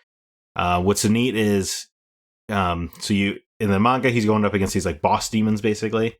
Mm-hmm. The game sprinkles in these little demons along the way, which are just kind of like little palate cleansers. And these guys are usually easy, and you can just wipe them out in a few seconds. It's almost like Tales, where it's like an RPG with an active combat system. Gotcha. But then when you get to the bosses. All the bosses are incredibly unique, and I mean, outside of like, they're always in a combat arena like a fighter, but none of the bosses are playable, right? So they can do like over the top stuff. They can do like attacks that are, huge AoE things that take up the entire arena and stuff. And so it's you don't have to worry about balancing. Yeah, yes, that's a great way of putting it. You don't have to worry about balancing, so you just get these over the top fights that play out exactly like how you imagined them in the manga. It's a ton of fun. The boss fights are great, and I haven't gotten to. There's a arc where a creepy spider demon family attacks all of the main characters in a forest. I cannot wait to play through that because it's my favorite part of the manga. That's what really made me go from like, yeah, I like this to I love this. So I'm really excited. So yeah, I think it's really fun. I don't know. I wouldn't buy unless you love Demon Slayer. And I was going to say, this makes me wish I was a huge fan of Demon Slayer because it sounds like what I want from every other video game adaptation of anything else. Like, right, I want a game that, like, I already know the story, I just get to experience it another way. Yeah, and, like, faithfully, right? Like, it is, right. Like, there are lines pulled straight from the manga. Right, and instead of, like, always, like, either doing a tangent story that just happens to have the same characters. Yeah, or like, oh, this is our unique universe on these characters. Like, right. There is something to be said for, like, this is a story. Yeah, like, I mean, I know this is a weird way to talk about it, but, like, even, like, video game or adaptations of movies to video games, like, I love playing through, like, the Star Wars games on Super Nintendo when I was a kid, and more recently the Indiana Jones ones that we did on Super Nintendo. where you're seeing the same scenes in the movies, you're just experiencing them a different way. Yeah, me too. I mean, I love the experience of going to see, Spider-Man 3 in the theater, and then you get home and you get a Spider-Man 3 game. Right, where you get to do the exact same thing you did in the movie. I feel like we don't get that anymore. We straight up don't, except for this, DC Super Pets game, apparently. But that experience just doesn't exist anymore. Like remember that Captain America game that they made for the first movie? Like, oh, okay, yeah. Yeah, that was super fun. Like, there's something about getting to explore those worlds a little bit more that was super cool. And those games were never, great, but they were fun. Yeah, they were just, it was a good, one-off. Like, watch the movie and then go experience it again for a little bit longer and be in control. Right, yeah. They have these little scenes peppered in. Or like in X-Men games, like, oh, go see what Iceman was up to. You're like, ooh, yeah. I am intrigued. What was Iceman up to? Yeah, what was he doing there? Yeah, it's really fun. It is I think it's a nice little tie-in. I think it's hard to recommend at $60. I'm not thrilled at that. Mm-hmm. But only because I guess I don't mind paying $60 for a 6 to 8 hour campaign necessarily, but it is it's not the whole Demon Slayer story. You know what I mean? Right. So it is only part of it. I'm sure they will be releasing subsequent versions. But it's just so bare bones outside of that campaign. Mm-hmm. I'd rather they have not had the versus mode at all rather than the versus mode they have, honestly. There's something about teasing you with the potential of this fighting game and then it not succeeding in any way. That's definitely a bummer. That makes sense. Again, that is Demon Slayer, the Hinokami Chronicles. Did I pronounce that correctly? You did. Look at that. I'm getting there. Recommend exclusively for Demon Slayer fans. Nice. All right. Well, let's go ahead and move on before we get to our From the Outside In topic. I want to say hello to some new members over on Facebook. We've got, which you can find, by the way, at facebook.com/groups/the GoCast. First off, Jay Henry is back. He took a bit of a Facebook hiatus and decided he wanted to come join the group. I've been chatting with him a little bit on Messenger. Good to have you back, man. And also, Mark Szymanski found his way over to Facebook. He is a longtime Discord member, and he is a lot of fun to talk to as well. Be sure to head over to the Facebook group if you'd like to join the conversations where we post all the reviews, all the episodes, and just fun video game memes and things like that. Also, our Discord is live and thriving still. The link for that is in the show notes for this very episode. That's where we actually meet up for community game nights when we do have them, and I would like to start doing that more frequently because I had too much fun this past weekend. We have life and this podcast and game releases. And Yeah. It's hard. Also, do us a favor, drop us a review on Apple Podcasts or Stitcher or Google Play Music. Wherever you listen to the podcast, it helps us get the word out. We really do appreciate that. And then lastly, our website, thegamingoutsider.com. That is where you'll find all our content as well, including written reviews, episodes, and an occasional editorial that I haven't been writing this year, but Zack has been. So nah, not really either. Okay, one last thing I want to mention before we get out of here to our topic, which I'm very excited to talk about, is our sponsor. Once again, Manscaped. And Zack and I have both been using these products, been using them consistently. You still using them? Of course, yeah. Well, hey, you got to trim. You know what I'm saying? Yeah, and these tools definitely make it easier. If you're not familiar with Manscaped, they make products for shaving in places that are not on your face. That's what I'll say. Nooks and crannies. I think somebody heard us talk about it last week and said they're going to make that their ringtone, which was glorious. that was so funny. But yeah, what is it? The lawnmower 4.0, I think is what the razor is called. Yeah, absolutely. The shape of this thing and the way it contours to your hand, how easy it is to turn on and off.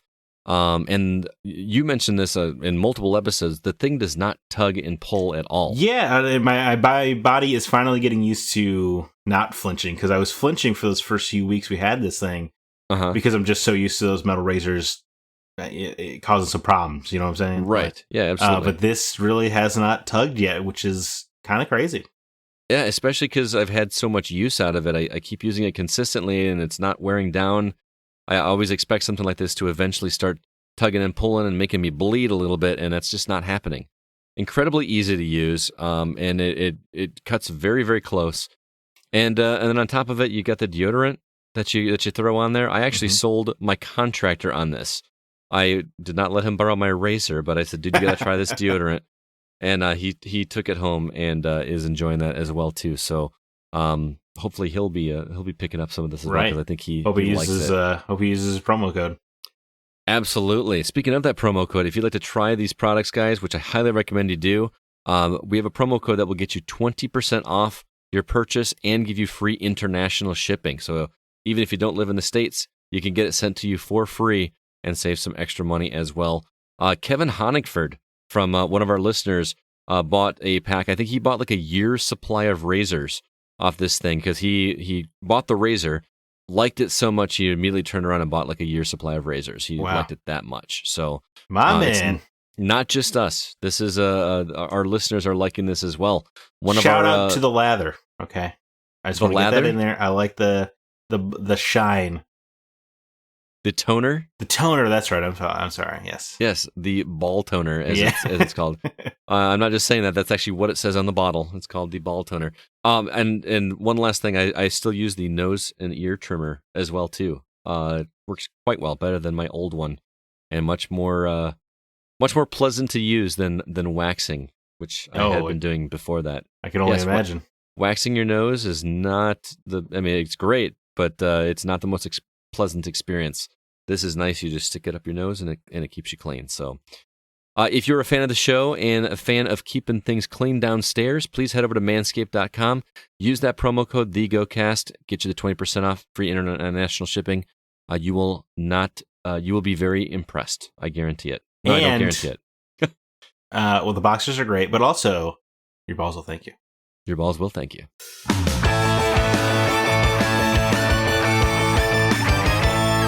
All right, so moving on to our From the Outside In topic, things have been rough for a lot of people all over the world the last couple of years, and in all reality, it's been tough for many people even before the pandemic. And for many of us, video games have been therapeutic. I will tell you from personal experience, I've been going through a rough year. I won't go into too much details, but it's been very trying. Doing remote learning was tough. I had some personal stuff going on in my life in the last year that I'm still dealing with mentally, and it's been. I turned Scott down, guys. You again. Yeah, it's another one. It's always awkward around these times. I know we won't talk about it, but in all seriousness, it has been rough, and with work being as busy as it is, I just don't get as much time to game anymore, and I've realized that gaming has been a therapy thing for me. Where I've got some friends that his wife. I have a friend whose wife told him that she, quote, needs to be near the water. Like in the summertime, she needs to be near the water, and it's like her relaxation kind of thing, and her mind is not right. And I kind of laughed at that, but I'm starting to see the reality of that now with because I'm not gaming as much as I was. This past Monday was the holiday. And I spent the entire day playing nothing but Metroid Dread. I got up, made some coffee, and I sat in my bed and played Metroid Dread almost all day long, except for a little. I had one errand to run, and then we had to record a podcast that night, right? But the rest of the day was Metroid Dread. I was the happiest I've been in a long time. Because all I did was play. I didn't worry about anything else. It was definitely a therapy for me. And it's been rough. And we're going to talk a little bit about therapy and not in therapy in general, but using gaming as a therapeutic tool to kind of clear your mind. What about you, Zach? Like, is gaming a form of therapy for you, or is it just something that you do because you enjoy it? Yeah, I mean, of course, man, absolutely. It's a great relaxation thing. I don't think there's quite anything as calming as, let me backtrack. There's nothing that gets your mind off the world as quickly as a brand new video game does. Mm-hmm. For me, like they give you a whole new world to explore and all that, and it's just there's something that allows you to turn your brain off and escape for a little bit. Mm-hmm. Of course, there's not always an exciting new game to play, but that's when you go back to the old ones, right? Right. But absolutely, man. I think they're video games serve all kinds of purpose. They're interactive fiction. They're worlds you can get lost in. And yeah, they can be therapeutic, relaxing. They can test your brain. Like video games are kind of they're all giving. Now, I want to go back to what you said a second ago about how it's the best. What did you say? That's like the best form of relaxation, or what was the phrase you used? Best way to turn your brain off in the world. There you go. Best way to turn your brain off. Why gaming? Why does that help you turn your brain off better than, like, say, a movie where you can be, movie or TV show, you can be completely passive and really shut your brain off. And I get what you're saying, but I disagree. No, so, I'm not challenging you. I just wanted to hear what your reasoning. No, and I think you're right. A lot of people do use movies as an escape, but for me, due to the interactive nature of games, you can't, like, if there's a quiet moment in the movie, your mind can drift to maybe like, oh, you know what, I forgot to do this at work or whatever. But when it's a video game, you really don't have those moments. You know, you're either interactive and on the controls, or you get your little cutscene reward or whatever. So you know you need to pay attention. At least my old man gamer brain is still wired that way for cutscenes. Same here. Don't skip the cutscenes. Yeah. Oh, quick! Shh! They're talking. You know, every line is important. Yeah. But there is something about movies or TV where you can, your mind can drift. You know, or it's easy to pause. I feel like it's just, for some reason, for me, it's easier to pause movies or TV, or probably because I've been a gamer for 30 years straight or whatever. Like, when I'm not doing something with my hands, it's so easy for me to be watching Ted Lasso and being like, what's going on with Twitter real quick, like, because your hands are free, right? You know where they're not with games, you can't drift with your hands, right? That's a good point. And so I think that's why it just grabs you, right? It's great. That's interesting. I wanted to share something with you because and this, I might be sharing a little bit too much, but I have been seeing a therapist, and my therapist told me something that I thought was really interesting. Because he knows I like playing games. It's something that we talk about quite often. And he brought up a study that was done by a doctor a long time ago, and I cannot remember his name. But they did a study where they took all these rats and they deprived them of food and water for an extended period of time. I don't remember how long ago it was, and I don't know how inhumane it was. So don't ask me that, and don't get mad at me for this study. But I thought this study was interesting. They deprived a group of rats for no food, no water for a certain period of time, and then after that time was up, they opened the cages, but they opened all the cages together so that all the rats were in the same area, right next to food and water. So they opened it up, and all the rats came out. And you would think that the first thing that those rats would do when they were released and had access to food and water was to go for the food and water. But the first thing they did was kill each other? They played.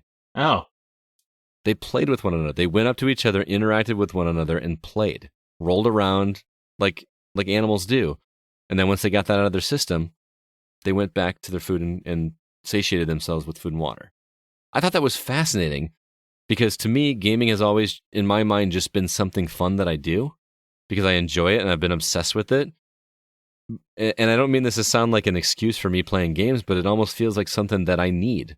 Like my friend's wife that needs to be near the water. I need to have that time with my games. I need that interactive storytelling or that endorphin release of solving a puzzle or conquering a really difficult boss or something like that. That's where I get that from. Some people get it from reading books, and I get it from reading books too, but or watching movies. And for me, it's always been games ever since I was a kid. And so for me, it's very therapeutic when I get to sit down and sit by myself with a blanket over my legs, as you know. Right. Cup of coffee in hand, just me and my TV, all the lights off. By the way, do you play with the lights off or on when you play games? I am an on guy. Are you? I love it as dark as possible. No, I get ridiculed a lot for this. I also watch movies with the lights on. Do you really? Yeah. See, that makes it.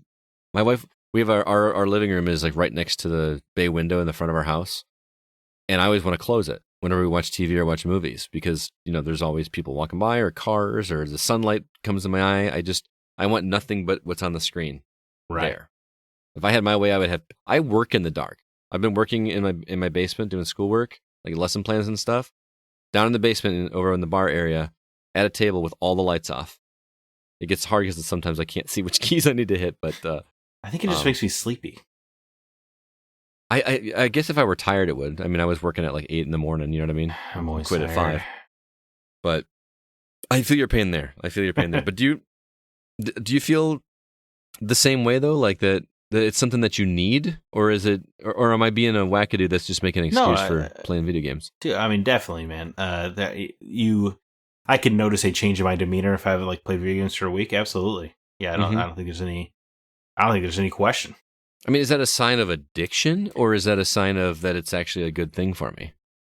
It could be addiction. I don't know. I mean, video games work your brain in such an interesting way. It is like a constant problem solving situation where.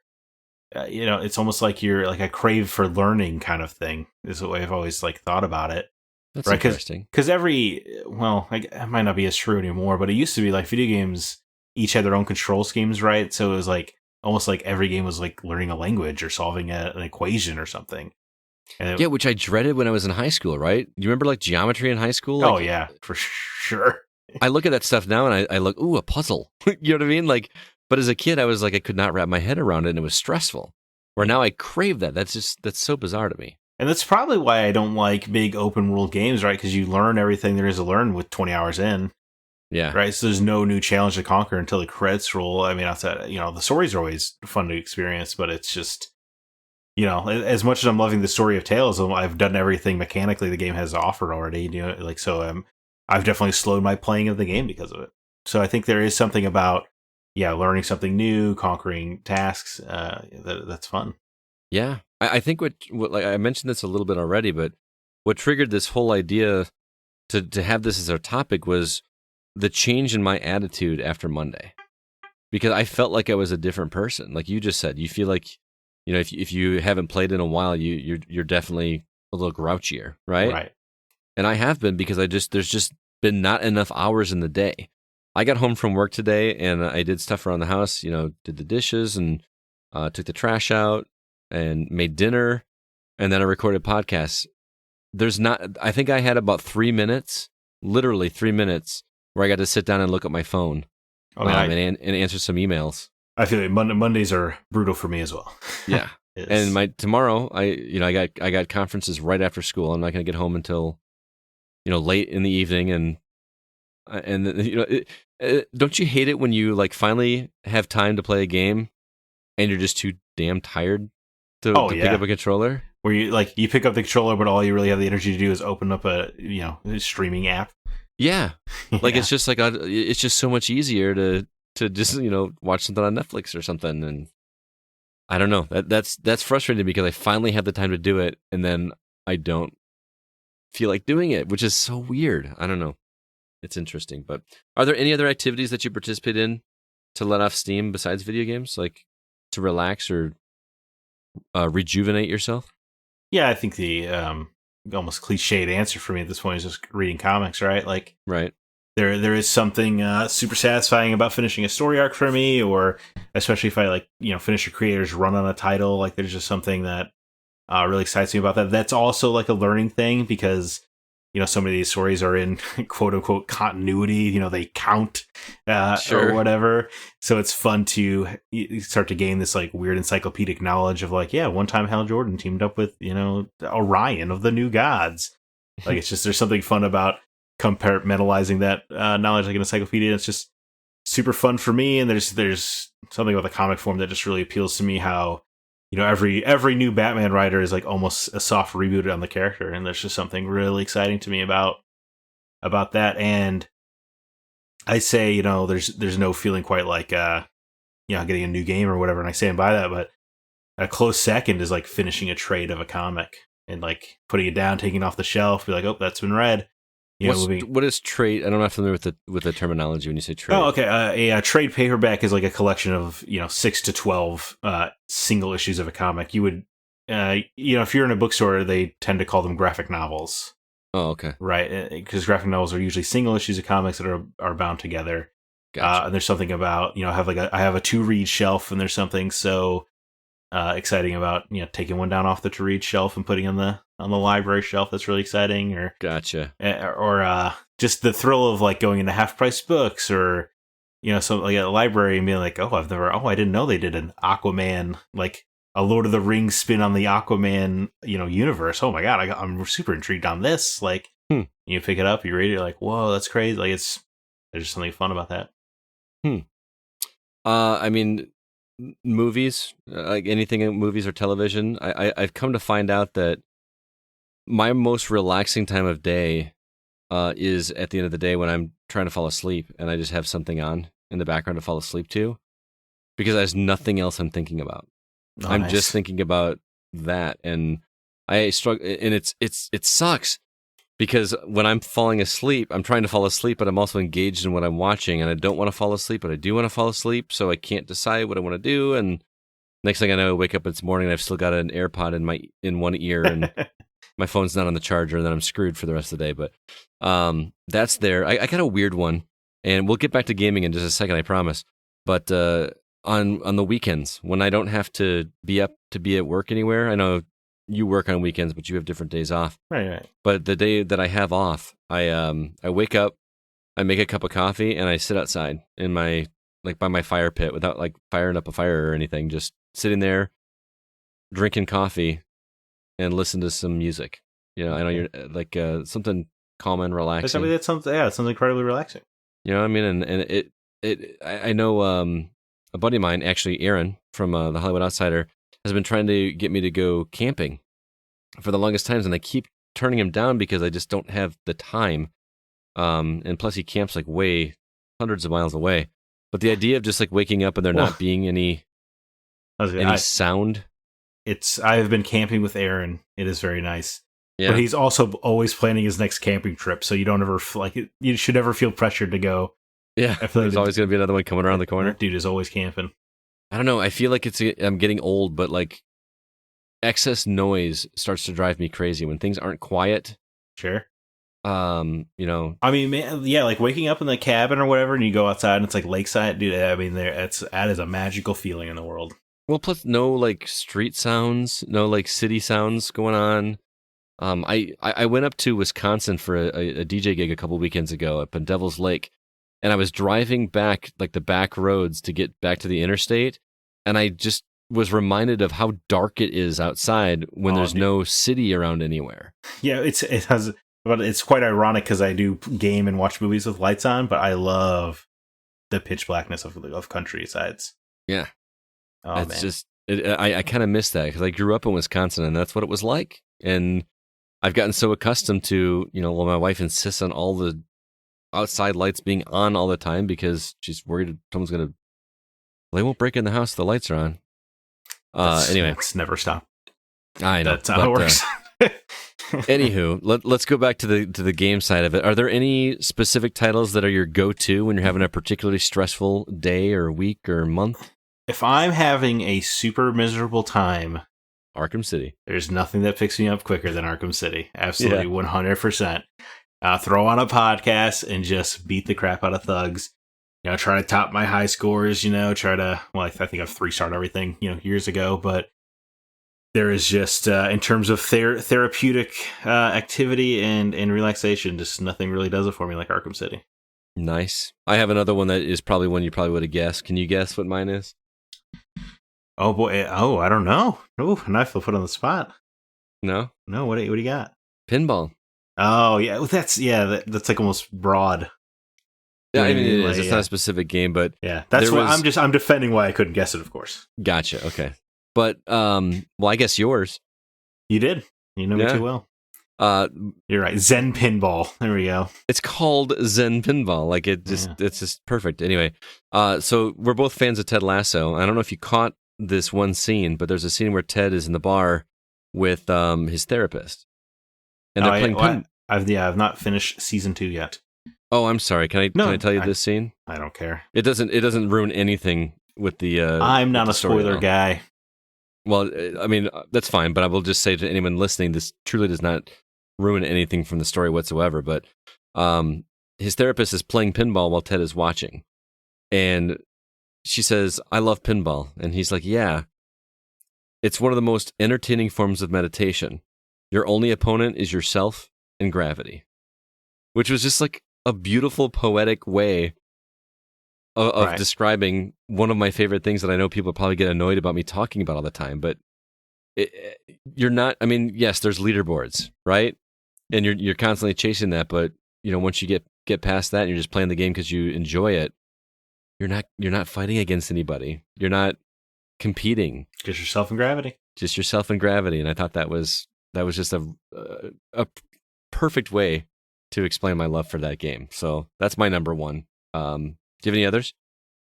Yeah, I mean, recently Lake, right, was just meditative. There would even be times where I didn't put in a podcast during the quiet times. Whoa. And was just enjoying the like kind of folksy indie music of the game and just kind of slowly driving down the street. I almost feel like I just need to play it again just so I have this outlet. Like there was something so profoundly relaxing about delivering mail to me. I don't quite understand it. I feel like I need to play that game again. I said it last week or 2 weeks ago, but I gotta play that game. Another recent example I can think of is that Haven game for like the first half, where it was mostly just about like cleaning up the environment. Then it gets pretty hard and a little bit frustrating towards the end.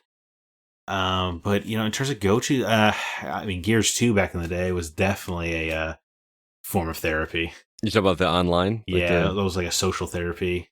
Yeah, it was, because we had great conversations. Yeah, it was just that was like my grabbing a beer after work. Yeah, Gears of War 2. Every day, man. Got room? Got room. God, what a great. I gotta get a tattoo that just says got room. Instead of got milk.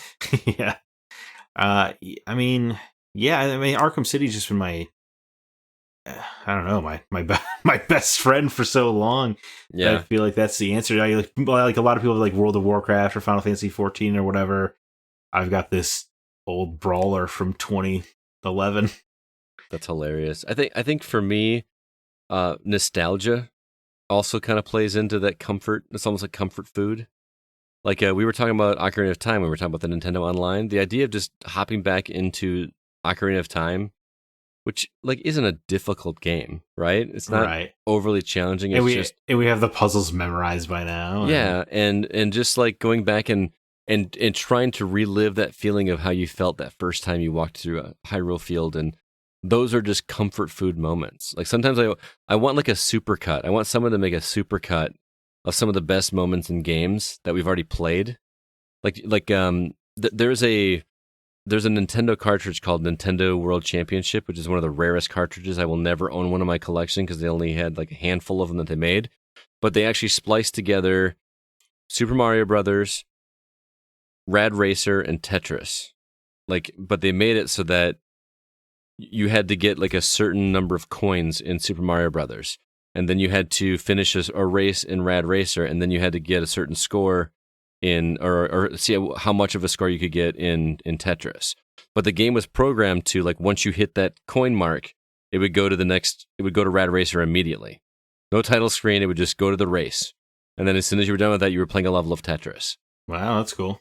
And I want that to exist with comfort food gaming moments, where, you play that opening portion of Zelda, of Ocarina of Time, where like you just come out to the Hyrule Field and you just go around and collect rupees. Yeah. Just, do that and then cut to, I don't know, I've never played it, but like a level of Flower where you're just floating on the wind. You know what I mean? Like I just want a therapy supercut of just incredible moments from games.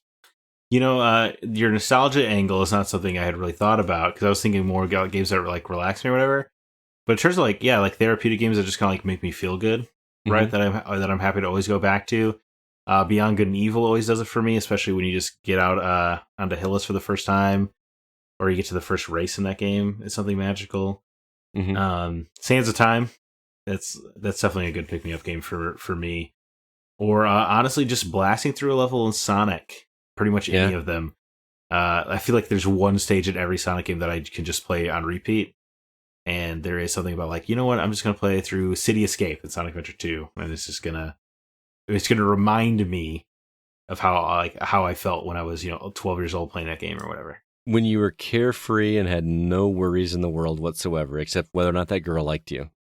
Right. And she always did, of course. Yeah, well, you had to turn the charm up to 11, right? Yeah. Yeah. For me, Mega Man X. I think I could have. Yeah. I think back in the day, I could get through that game with no hits. Like that, it feels good, and you feel good doing it. Even now, like I still got that pattern memorized. That reminder is awesome. Very cool. Yeah, I mean, I can do that with the old 2D Prince of Persia. I could beat in like 20 minutes. It's so fun. Mm-hmm. Puzzle games like Tetris Attack always felt good to me. Just that kind of puzzle forever worked.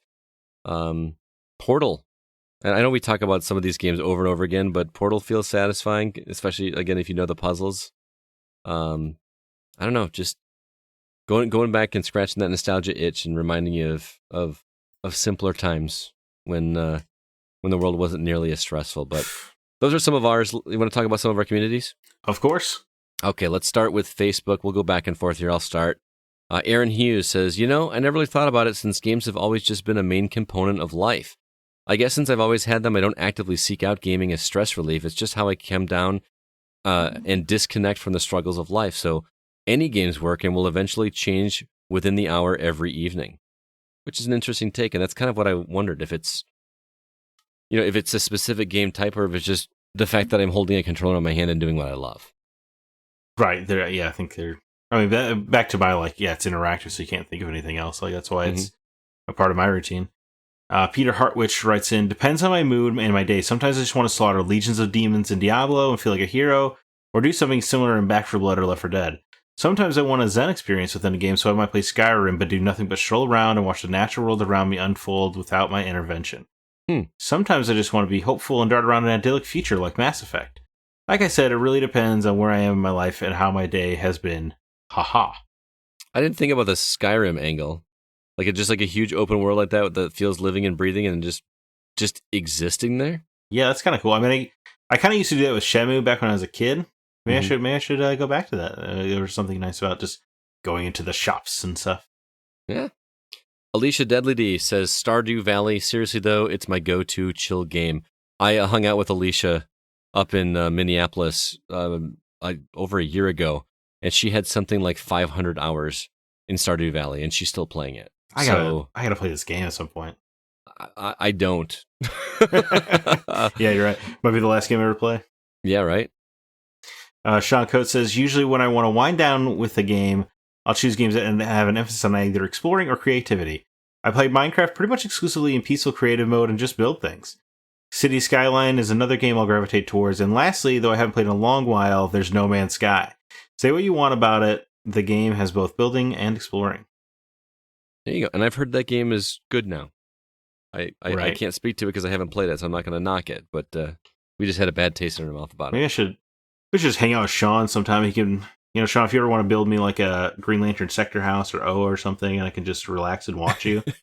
There you go. Put up a stream. I'll just chill. All right, Jordan Derringer. This is a hard one for me because I don't steer towards any certain game or genre. Since I'm a trophy hunter, the simple act of getting trophies is my form of stress relief. So that all boils down to the title that I'm currently working on at that moment in time. For example, I'm currently working on the first Dragon Quest Builders game, but before that I was grinding out Resident Evil 7. But if I had to pick one definitive game that I'd go to above all others, it's Final Fantasy IX, my favorite game of all time. So I know you like that answer. Yeah, I mean, it's the best Final Fantasy game. See, it's interesting because I know Jordan's a trophy hunter, and I was an achievement hunter for a long time until CB just kind of made me not ever want to do it again. I don't know if you heard, but he demolished you. You're gone. Yeah, yeah, like it's over. Not even, it's well over. But for some of the super easy games where like you can finish a game in like 20 minutes or an hour and a half or something like that. Sure, but like grinding out Resident Evil 7 in hard mode, and that sounds stressful to me. I mean, I love doing it for games that I love. Mm-hmm. You love that game, yeah. I mean, there are very few feelings in games as satisfying as a platinum trophy. Yeah, I wish if Xbox had like just when you get the 1,000 out of 1,000, if it just had like, here's your like grand finale achievement, and it's like how hard would that be to do? What do you mean? How hard would that be for them to just add that? Oh, it'd be super easy, right? Right. They added the like rare achievement, which is satisfying, but it's not the same. There is something about like, congratulations, you did it all. That just works on my stupid lizard brain. Oh yeah, and it makes it all worth it, right? Yeah. Like, I mean, I don't know if I have prouder moments in my life, prouder than getting the platinums in Arkham City or Bloodborne. Mm-hmm. like I can remember the exact moment the trophy popped. Yeah, it's crazy. crazy. They should add that. We need to write a letter. Final Fantasy IX is just an uplifting time, by the way. I started it. I really enjoyed it. I have a struggle playing 20 or 30-hour games right now that are not new. I understand completely. All right, next one. Matthew J. Mashant? Sure. Said, car mechanic simulator. I can go to a junkyard, find a car, and just rebuild it to make it look like I want. There's no time limit and there's no conditions. Just work on it until you're ready to stop. It's super relaxing for me. Man, I gotta get into like one of these. Yeah, maybe I gotta pick up Minecraft, man. Like, I feel like everyone's got one of these, is what I'm reading. It seems like it. I mean, dude, lawn mowing simulator that I talked about. I know it was kind of, you guys thought it was funny, but that is a super chill, relaxing game. My buddy Mike has been playing Power Wash Simulator. Okay. And he says it is the most like satisfying thing he's played in a long time. I gotta find me one of these. He said that the way the water like splashes off when you fire it, especially because he's on a PC, like he's on a real high end PC. He says the way that it shoots off of whatever you hit looks exactly like it does when you use a power washer, and you just see this thing get clean. Like maybe that's what I need to do. I have a power washer. Maybe I just need to go out and do my sidewalk and just do it for real. Do it for real and actually get something. I don't know if have you ever power washed? No. It is so satisfying, man, because you're going to think I'm a total nerd right now, but like I actually like take like a piece of sidewalk, I actually carve out like a square and then just slowly make that square go away and then move on to another square. And then, you know what I mean? Like remember the old Assassin's Creed games when you would finish an area and it'd be like, this area is done. Yes. Yeah, like almost it would do like that shimmer effect over the map or whatever. Yeah. Or Infamous. Infamous was really good about doing that. I love the original Infamous. But imagine doing that, but actually accomplishing something in real life, like like cleaning your sidewalk and stuff. But being able to do that in a game and not actually have to be gross when you're done, sounds really appealing. So. Yeah, I do miss when the Ubisoft games were small enough where like it was satisfying to do that instead of just a chore. Oh man, they're too big for me now. Unity was when I was like, I'm gonna do this, and I got like, no, I'm not. Because it was just insane. I feel like every time in Unity you checked a thing off the map, they're like, oh, but you just opened up 3 more though, and I'm like, no, I don't care. In the same area, like we just like got a whole new set, and then verticality came a thing in that game too. Like you had to find some inside houses. That you're right. Yeah, that was annoying. So annoying. Moving on to Discord, Brandon Lloyd said, "Man, I just play whatever. I should have some de-stressing games. On my phone, I play Clash Royale, and heck, that makes me mad. RPGs tend to help me unless I'm playing hardest difficulty, LOL. Yeah, Clash Royale always got those. I feel like cell phone games are not good for that, especially if it's like a gacha game where they want you to buy currency. Yeah, it was good. Drop 7. Drop 7! What am I thinking? That's when I play that game all the time when I just need to zone out for a while. I am terrible at that game. On like a bus or something. It's a great game for that. Yep. Thomas Bex writes in, my life is so hectic and overwhelming sometimes that the act of playing anything is already a welcome distraction. I mostly play story-driven games, so like with a good book, film, or TV show, I just want to disappear into it for a period of time. I'm with Thomas, although reading all these other write-ins makes me wish, like, is there some way to turn that part of my brain off? Because whenever I'm playing a game and not, or if I'm not, like, actively discovering a new story, I'm like, am I wasting my time? Right. There's got to be a way to turn that off, but I don't think there is with the way content's set up in our world today. Because there's just so much content. Yeah, and I feel like if I'm doing a multiplayer game, I'm like, well, I'm wasting time not watching the show or reading this book, or just probably a terrible way to live life. Catching up on something else, like and I talk about my therapist. That's something I've been talking to my therapist about. Is this mentality in my brain where I feel like I'm wasting time relaxing. Like I'm relaxing and all I'm thinking about is I could be getting something else done. Right. But that relaxation at some point has to be a part of our mental health. Like we have to figure out a way to turn that off. Like even when I go on vacation, man, like I've gone on cruises and stuff and it's just always like, go do this, go do this, go do this. And I just want to just sit. Like I'm that person, but I always got to be doing something. You know what I mean? I just need to just sit and not think about anything and just drink some mojitos or some, whatever your drink of choice is. I don't know.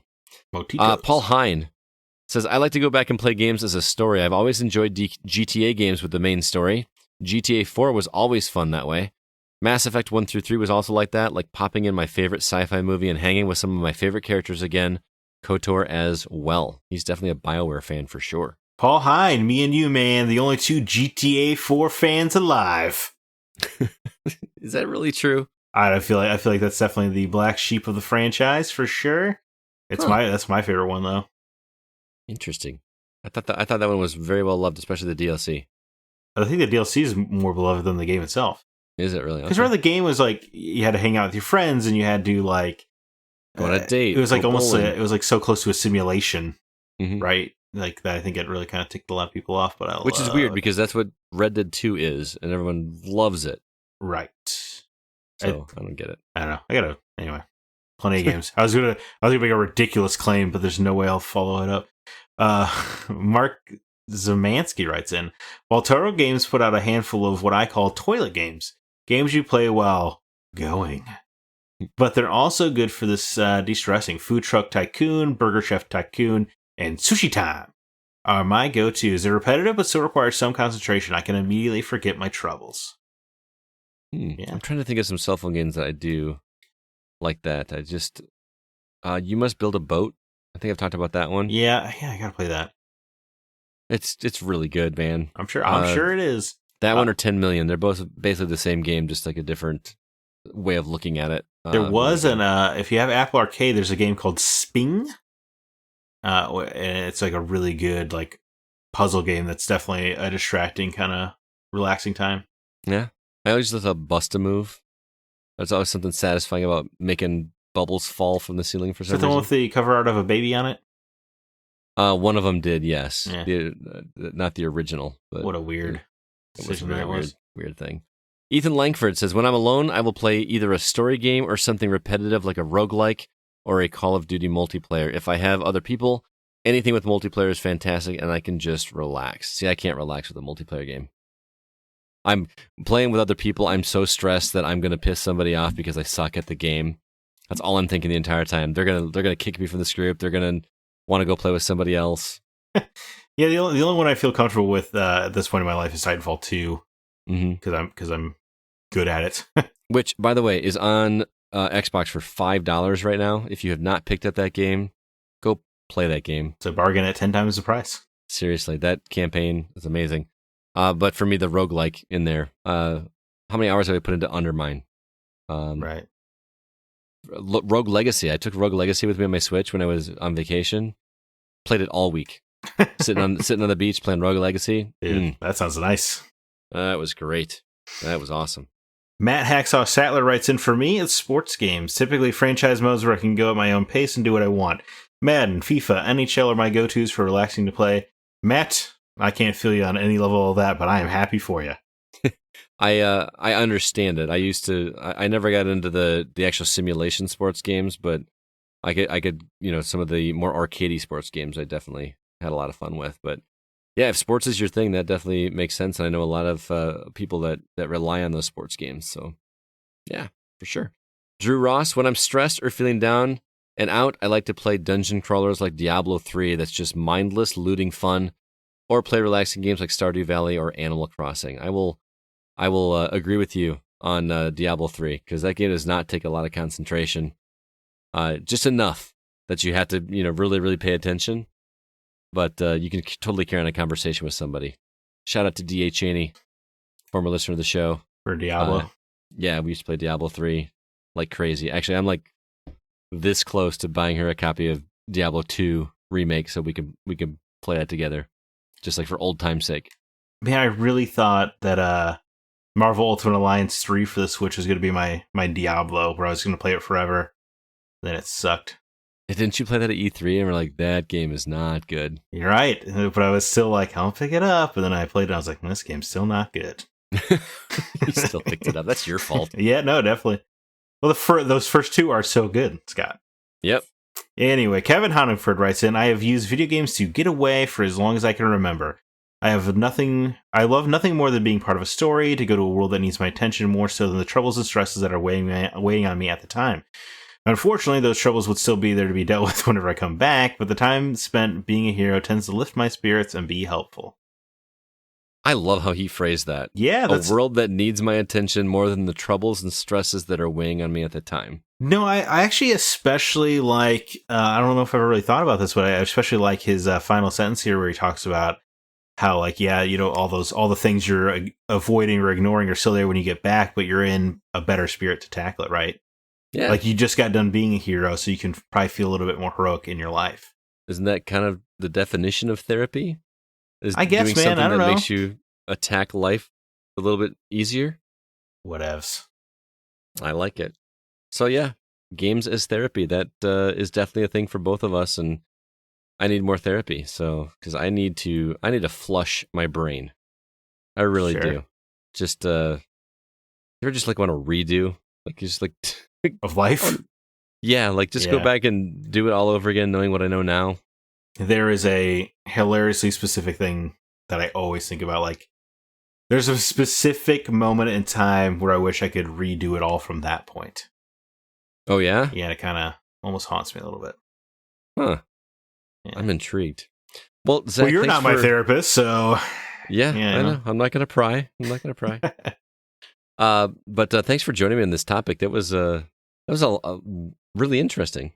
I thought that went places I wasn't expecting it to go, so that was cool. And thanks to all our listeners for writing in, and stay tuned next week for our topic. It is yet to be determined.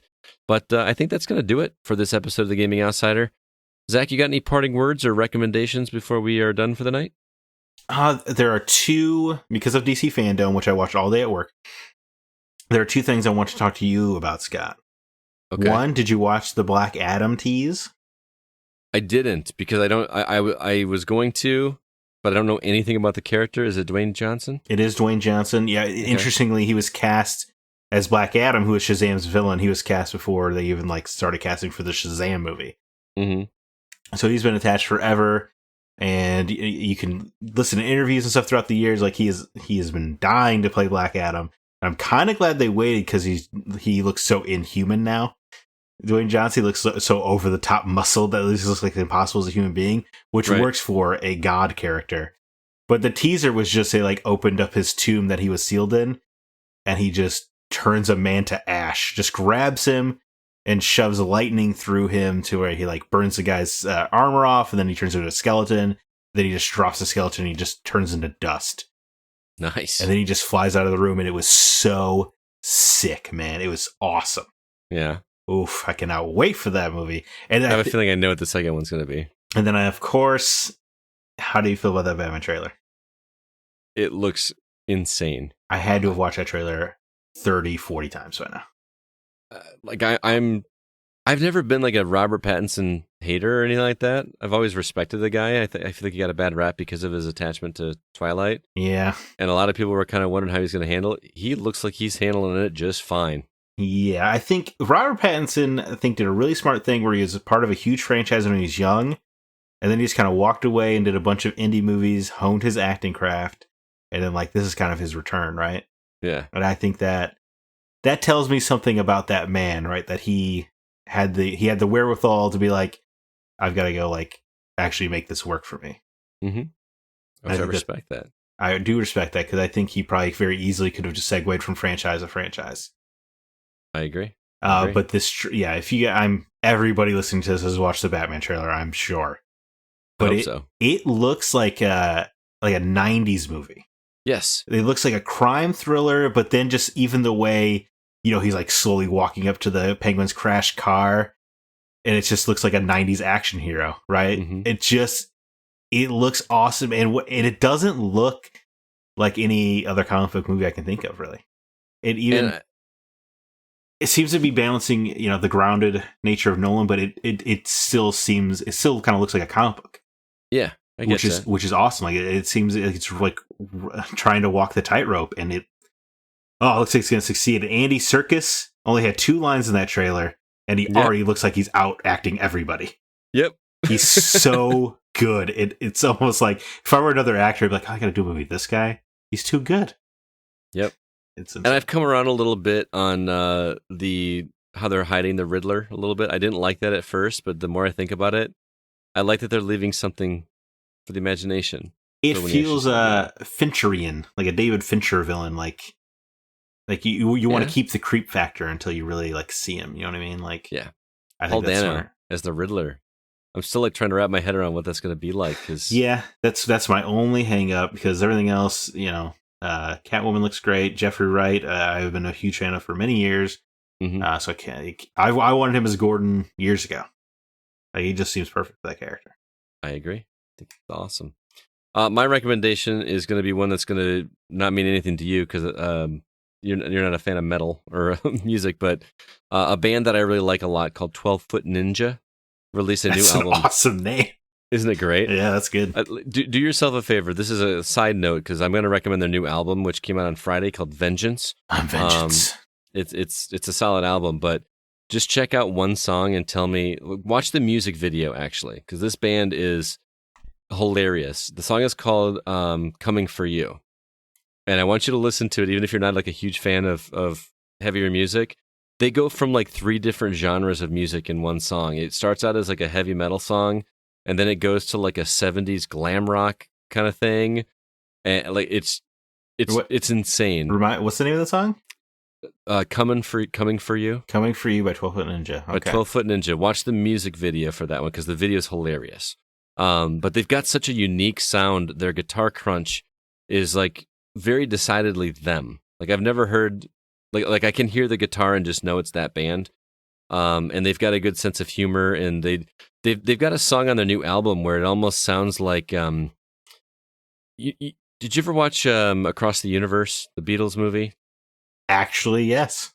Okay, so you remember the part where Eddie Izzard came on and was like kind of like singing the lyrics like for benefit of Mr. Kite? I think so, yes. Like there's a section in a 12 Foot Ninja song where he's doing that, but then the rest of the song is metal. Like it's just weird. It is such a bizarre, like they mix together different genres of music that should never go together, and they make it work. This is their 3rd album. I actually got to see them live in Rockford. They're an Australian band, and they came to Rockford to open for In This Moment. Got to meet them. They signed my album, which is right behind my head. They had heard about Rockford Valley Video Game Convention. They just had to come. Yeah, so they said, we got to come out and meet Scott Clark. But 12 Foot Ninja, the new album is called Vengeance, and it's video game related because the album cover is actually an arcade machine. So yeah, I like that both our recommendations have vengeance. Yeah, it's kind of interesting. So, well, Zach, thanks for being here, man. And shout out to Zack, to CB and Alyssa, who are not able to be here tonight. I think we'll be talking to Alyssa next week. I know she's got a game that she's been playing for us. Thanks so much for listening, everybody. The Gaming Outsider, I want to remind you, is produced by Nate Lucas, and all the music you hear is written and performed by the legendary Grant Henry of Stemmage and Metroid Metal. His website is stemmagemusic.com. Please be sure to email us if you have any questions or concerns. Our address is feedback@thegamingoutsider.com. Until next week, I'm Scott Clark with Zach Parkerson, and we are The Gaming Outsider. And remember, there's no such thing as a bad game, just games that aren't for you.